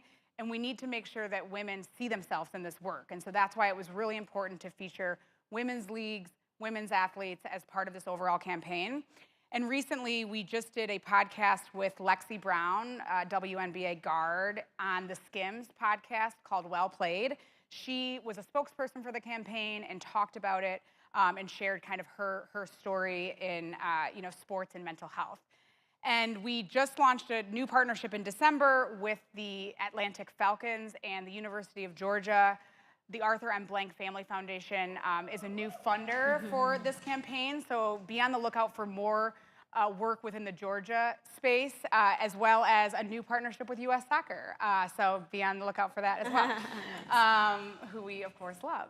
And then in terms of reaching women, we are very intentional when we have a campaign that we have a target audience of women. And what I mean by that is you have to understand what are the barriers that are through data, what are the barriers that are making it so there is no change or that there's not moving the needle on this issue? What is the message that's going to resonate with these women? Who are the messengers? Who are the trusted messengers that these women will trust? And how are they consuming media? And so, for example, we did a partnership with AARP on a pre-retirement campaign, which addresses 1 in 5 Americans do not have savings for retirement.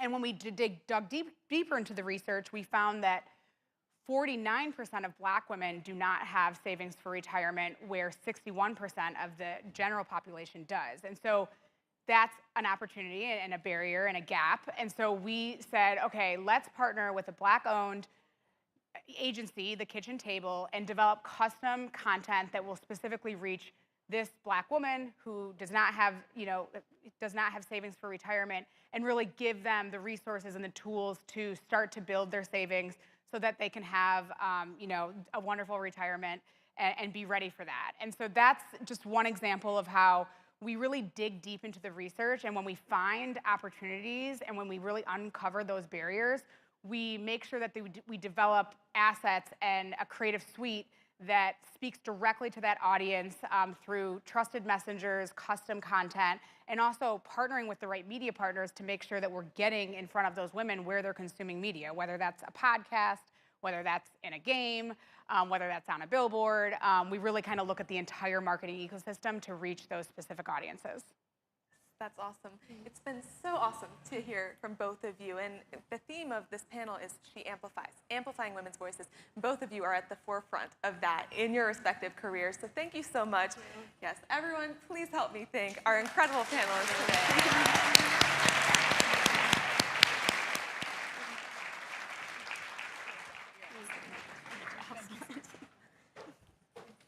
Thank you, ladies.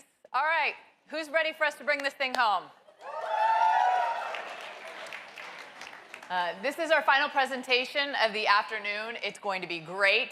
U.S. Women's National Team Coach Emma Hayes joining us for the final presentation of this day to discuss her vision for the WNT way, which aims to support girls and women in every aspect of the game, whether you play, coach, officiate, or lead through an entirely female lens.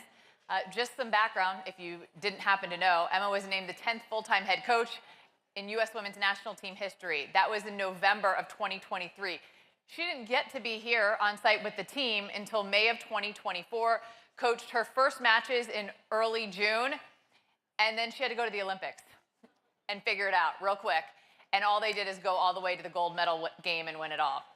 It was an incredible run in an incredibly short span. And an incredible final, a 1-0 victory over Brazil, which you may have heard, Brazil's in town, and they will do it again tomorrow at SoFi Stadium. On October 28th of last year, Hayes won her first World Award as head coach of the U.S. Women's National Team when she was named the winner of the first Ballon d'Or given to women's soccer coaches. On December 17th, she won her second. if you're noticing a trend here. Being named the best women's coach, marking the second time she's won the FIFA award for the World Women's Coach of the Year. She finished her first year leading the U.S. women's national team with an unbeaten record of 13 wins, never lost a game, and 2 draws. Please welcome to the stage the best to do it in the world in the women's game right now, Emma Hayes.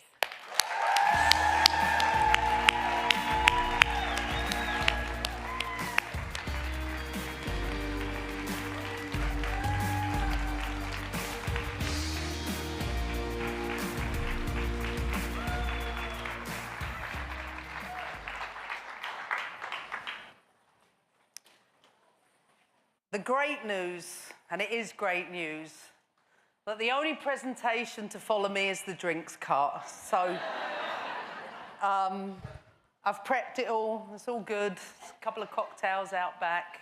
Fire all up in preparation for the game tomorrow. First of all, I just want to say it's so great to be here. When I think about the work we're doing across the Federation to do a number of things, and when I mean a number of things, it's such an exciting time to work for US Soccer. But when I think about the work we're doing, not just to continue to build on the traditions of this program, but to bring very unique events like this, where we can bring people together that continue to be inspired by the game. But the big messages you're going to keep hearing from me is the importance of the responsibility of everybody in the room to keep driving that. So I'm going to start with that. And before I get them to play a video to you, I want you to see the shoulder, the giants that we are. And I want you to see a video of a program that has unbelievable legacy. And within that legacy has so many amazing insights that are being transferred from generation to generation in the US Women's National Team. But I think it applies to so many of us in the room. And I know I can speak for myself. I'm such a fan of the US Women's National Team. I just get to coach them every day. And I feel so lucky to do that. So I want to share this incredible video with you to begin.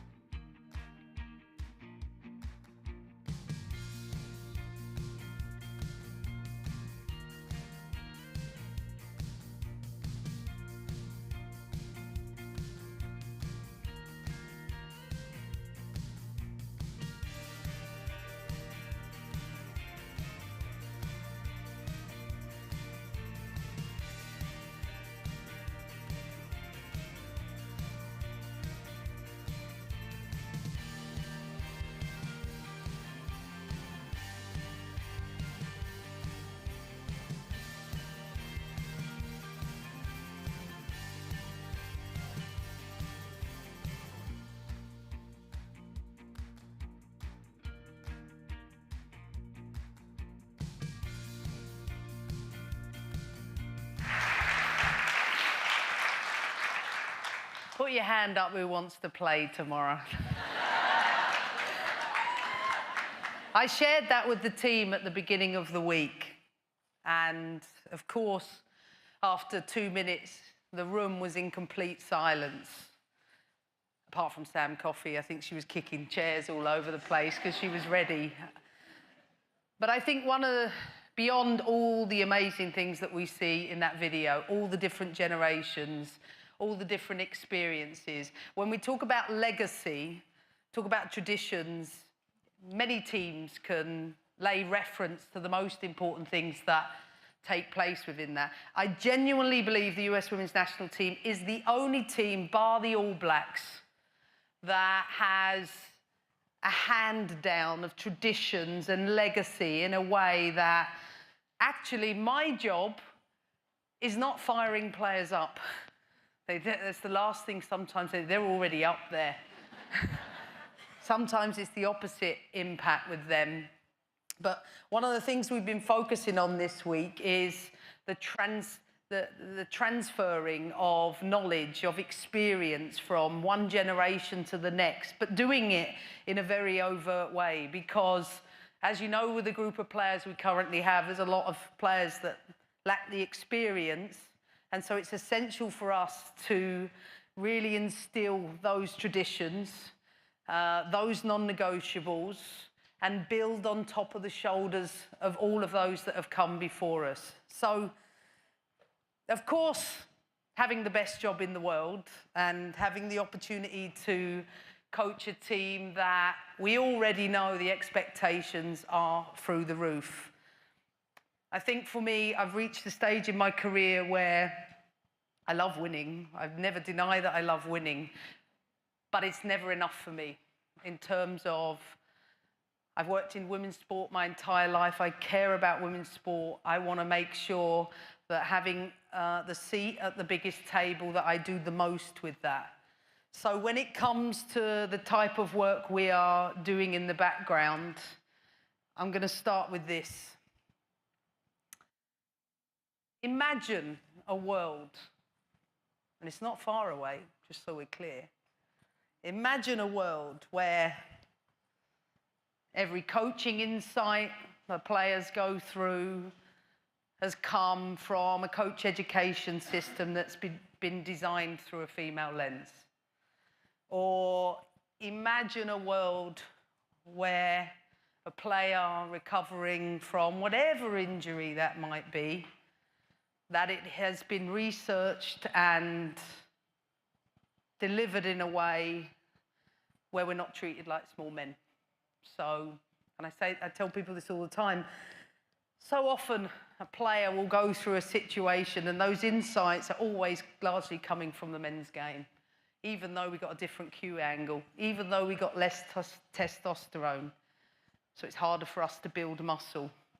Even though we've got hormones and stress hormones that play such a contributing factor, not just in how quickly we return, but staying there. In addition to the fact that we have to manage so much all the time to perform at the top level.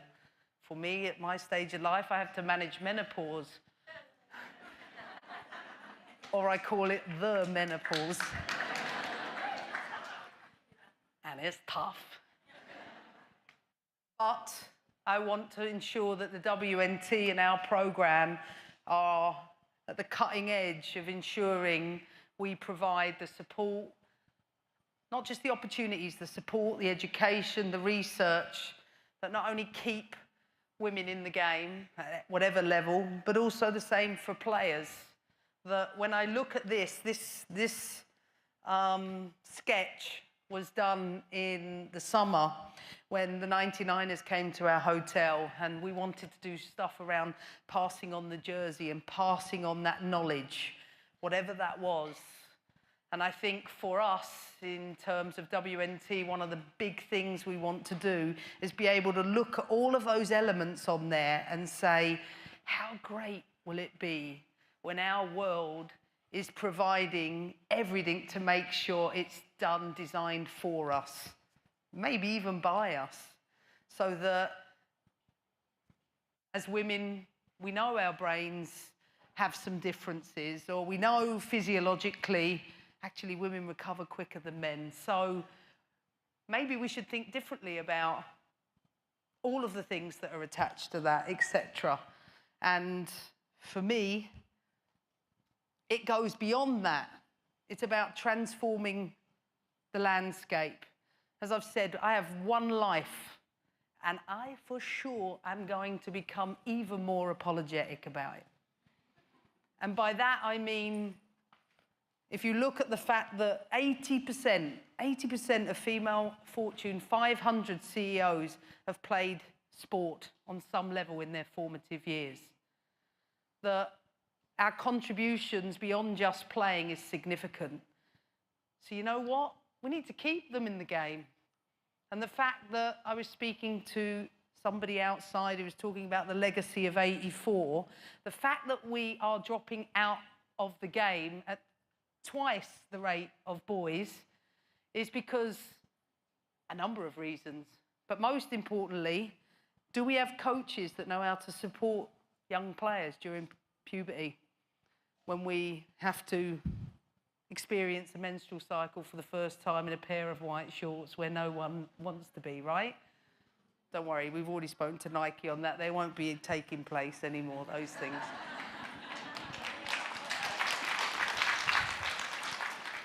But also be in a position to say, listen, these things are really important for girls.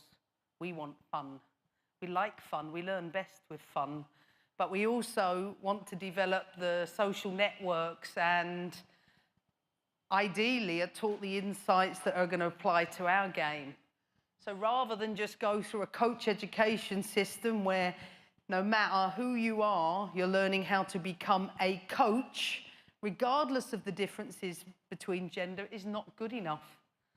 It's not good enough, I'm afraid. And we have to put ourselves in a position, and we will put ourselves in a position, where that world I was talking about will be a place where the rest of the world will be coming to our country for the coach education insight into the girls' and women's game. Not because we'll probably be the only one doing it, but we will also make sure it's world class. Because for me, the most important things that we do as role models up here is accept that we have to play a part. We have to be responsible for the growth of the game, whether that be reminding everybody from a fiscal perspective that, listen, anyone with a smart mind will invest in women's sport. Anyone, because that's where the biggest growth is likely to be. I mean, look at the expected global revenue this year for the women's game. What's that going to be like when the Olympics come in 2028? What's that going to be like in 2031? So we have to position everything in and around the sport to be able to develop and grow with that, whether it be developing officials, whether we've got leaders across the NWSL, whether it be our amazing president who understands the impact of sport in her formative years to be able to do the job she's done, to Julie Foudy, to Michelle Kang, to the contributions of all of the women that are involved in the game. And I think it's important for us to make it really clear that our aim is to create a landscape that supports girls and women, whether you play, whether you coach, whether you officiate or you lead, supported through an entirely female lens. And that is, when it comes to football, that's simply not the case anywhere globally. So our vision is dead simple, and it's so good, it's so powerful. Because as soon as someone says something, oh, we're going to do these runs, it's going to be this, I say, did you consider that through a female lens? And what are you basing them insights on? Has it come largely from the men's game, or has it come from the women's game? Because if it's come from the women's game, fantastic. Maybe we can build on that research. And I know for us at US Soccer, with the incredible donation from Michelle Kang and that announcement today, we will have something close to 13 research researchers coming across to US soccer that were going to be intentionally researching all of those insights and whether we're building out our curriculum from a coach education perspective and all the licenses, whether we are delivering the right insights so that medically, technically, performance-wise, we've got all the most important things for us as women. Our mission, of course, is to win. And I think it's always important to put it in there. But I think the US women's national team has always been about setting the bar for the global game. Just like the video. You know, Brandy Chastain asked me to sign her book. I mean, my book, sorry. I would have loved to have signed her book.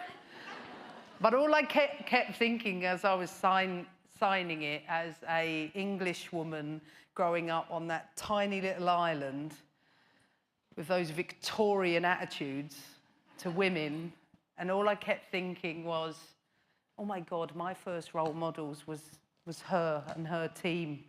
And thinking as a young, I don't know how old I was then, 96, I wasn't that old, I was in my teen years, and all I kept thinking was, women are filling out stadiums? Wow, really? I didn't know that women were even allowed to play on a professional level, because of course we weren't. I always had to play a male role model because I didn't have any of them. So if you think back to those years, 96 onwards, I can say this because I've been outside of the country. The rest of the world always looks towards this country for the developments, for future innovations or inspirations. And what better way to do it? Of course, providing all the foundations around the team so that come the next World Cup or the next Olympics, we're going into that beyond being intrinsically motivated, but going in there knowing that the support systems we've got in place are based on what's best for us. And that includes recovery. And I remember when we were at the Olympics, and I know some of you probably have gone through this yourself, is that we're always being taught, oh, the game's coming, we've got to recover, get in the ice bath. Oh, well, it's too cold for us. It actually is, it's too cold. There's so many negative benefits for ice baths for so many women, and it actually triggers our stress hormones. So I'd often say, okay, some will do it because they've always done it, so we don't want to change those routines. But if it's not very good for us, or some of us, what is? I said, well, I know what works for me. I like to listen to music and sing and dance. Let's get a karaoke machine. Let's get some headphones and do some silent disco, because you know what? There's nothing better than letting loose to whatever it is. And we did. And we spent our time drawing, making Lego. It was like camp, to be honest with you. It was tremendous fun. And it was a great reminder to me that actually that really matters to us. So we want to be in a place where, okay, we're clear on the vision, we're clear on the mission. Can we be a world leader in the female 360 approach? And all that means is just making sure we get everything holistically right, particularly around our athletes, to be able to say, for Trinity Rodman, this works best for her, or this is what she needs, whether it be from a nutrition perspective, whether it be a knowledge, an understanding, everything from a menstrual cycle to her mental fitness, all of those things. But let's design and make sure that we ensure everything we do in and around that, we're not only starting to gather those insights and build on them for future generations, but we also ensure that we don't put players in situations where often you might even have less experienced practitioners giving insights. And I'm very much about doing things in an interdisciplinary way, because I value diversity. I value the importance of putting together a technical team, medical team, performance team, operations team, mental fitness team, in and around the player, to be able to ensure that we give them the best single messages. And of course we want to innovate, to push boundaries and evolve. If you were in our environment, you will know the value and have always sworn by this, that it's amazing, the past achievements, but it won't get us to the next place. It will certainly give us a foundation, but if we're not ahead of our thinking, we'll already be surpassed by Spain or Germany or England or Brazil or Japan. There are a lot of teams in the world that are, I think, all at the top level. So what's going to separate us beyond the things that are intrinsically in our DNA? How are we going to be in a position, I don't know, when we go and play in altitude, understand those best insights for us as women, as football players? And we got the opportunity to do that. And most importantly, have an inclusive environment where people feel valued. I can honestly say the most enjoyable thing about the Olympics for me was that 2 players never got a gold medal. And that was tough. I actually hated every minute of that, as 20 of the players are going up to the podium, because you could only get a medal if you featured on the roster of 18. So Hal Hirschfeld and Jane Campbell never got a medal, and I was dying. I hated every minute of it. And I remember Jane turning to me and she said, "You know what, I don't have a medal and that sucks, but I've had the most amazing time and I felt such an important part of it." And for me, that is the best compliment you can ever pay to an environment, and one for us that developing people, not just your players, developing your people and investing in your people in so many ways is creating a culture where you can teach people well enough so they can leave, but you treat them well that they never want to. And I always value that about teams. And I can honestly say across my career, it's something I've prided myself on. I know I've got an England shirt on. This was the World Cup final, England versus Spain. I had absolutely zero clue that 6 weeks later I was going to be offered this job. This is serious. I was doing some TV work in England and I met Billie Jean King there, and I think looking at that quote, women need to see other women do well. It empowers them. In athletics, we in athletics can help be a face of change and be a force. That's the responsibility of all of us.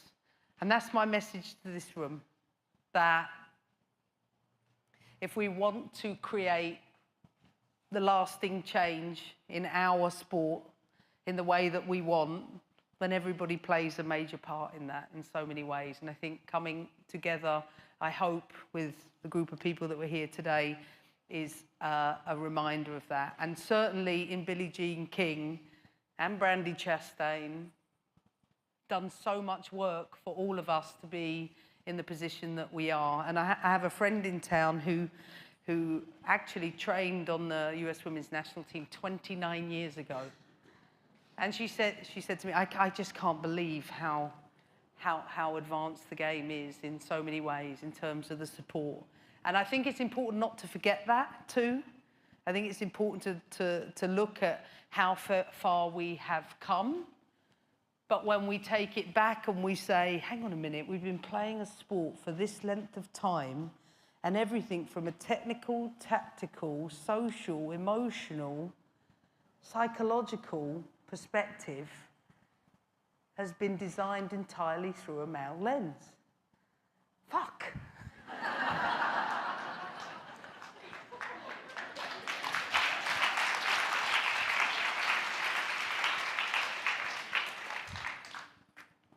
I don't know how you're going to sign that word.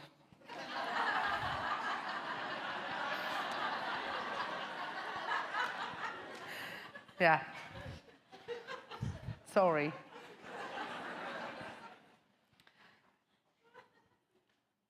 And it's really powerful when you think of it like that, because as soon as we start to think, oh my goodness, look at the progress that we've come to, think about so many times the work we need to do, because I hope in 5, 10 years' time we're sitting here and saying the dropout rate for girls isn't twice as many. In fact, they don't drop out at all because coaches are running onto the field with a bag of tampons or a sanitary towel pad, and we're wearing leak-proof pads, and we are taught that the food we're eating that day in phase 4 and the pro or the anti-inflammatory impact it could have on our performance is going to make us feel better. Or we go through more and more of educating everybody from the media to anything that is taking photos of us or filming us to recognize, hey, listen, it's really important you think really carefully about those things because girls have enough of a hard time having to live in a modern social media world. And for us, please don't take that photograph in exactly the same way you might do for them because all we're looking at is cellulite. So post the good picture. I'm not asking you to do anything unrealistic, but trust you me, some of the mental health challenges I face as a coach is when that hasn't really been thought out.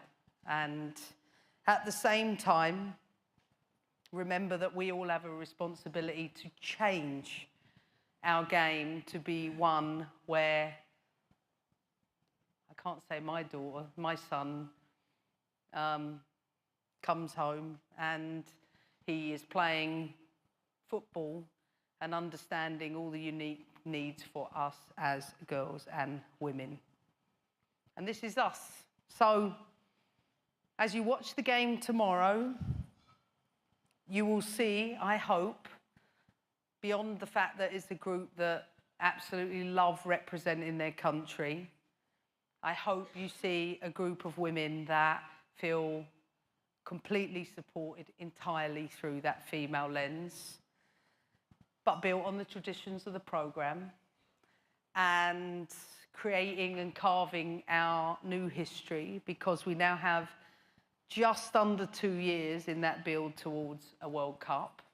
And we get the opportunity tomorrow at SoFi in front of, I hope, somewhere close to 30,000 people, where, trust you me, I have been winding them up hard all week. Because on the back of that video, I made it clear to the players that this is our responsibility. This is the privileged position we are in with this shirt. And most importantly, when we perform tomorrow, beyond the smile we have on our faces, we make sure Brazil don't breathe.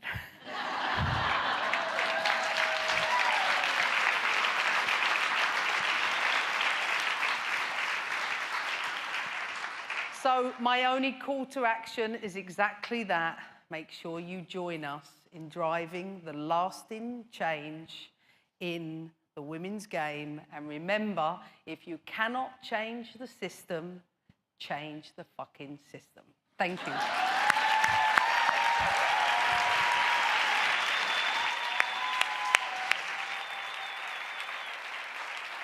Can we get that on a t-shirt?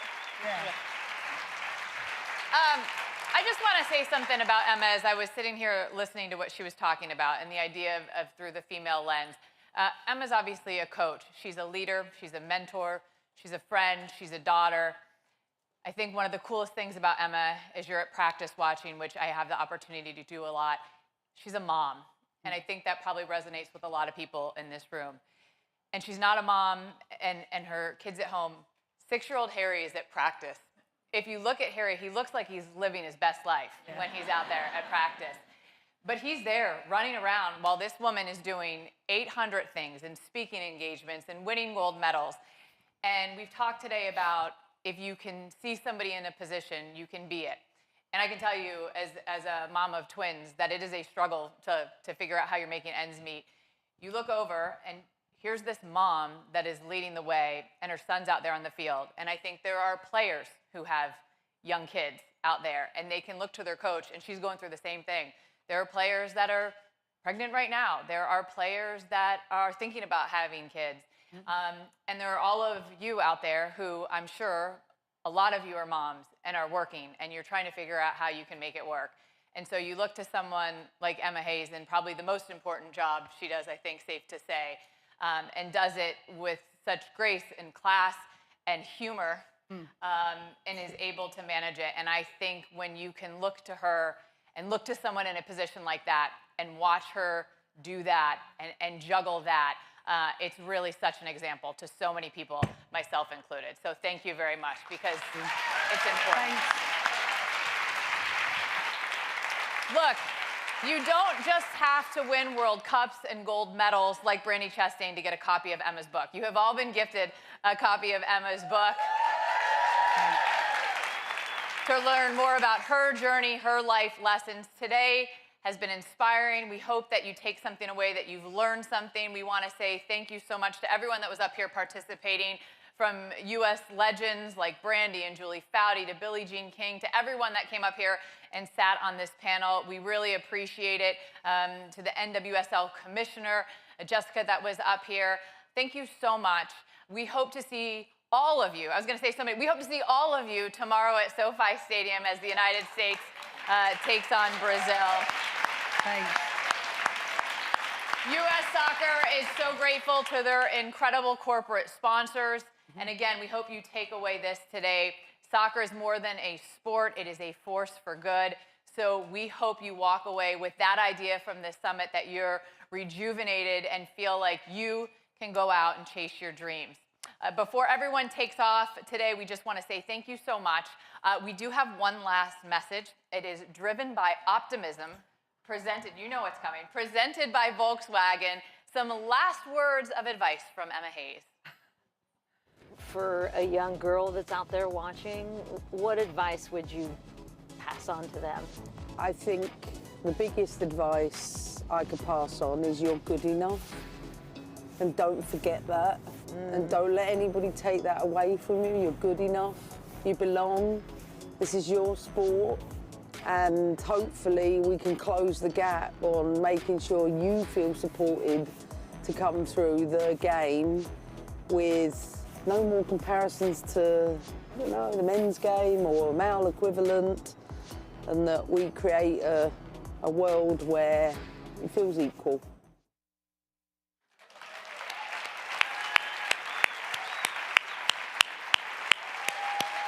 Thank you, Emma.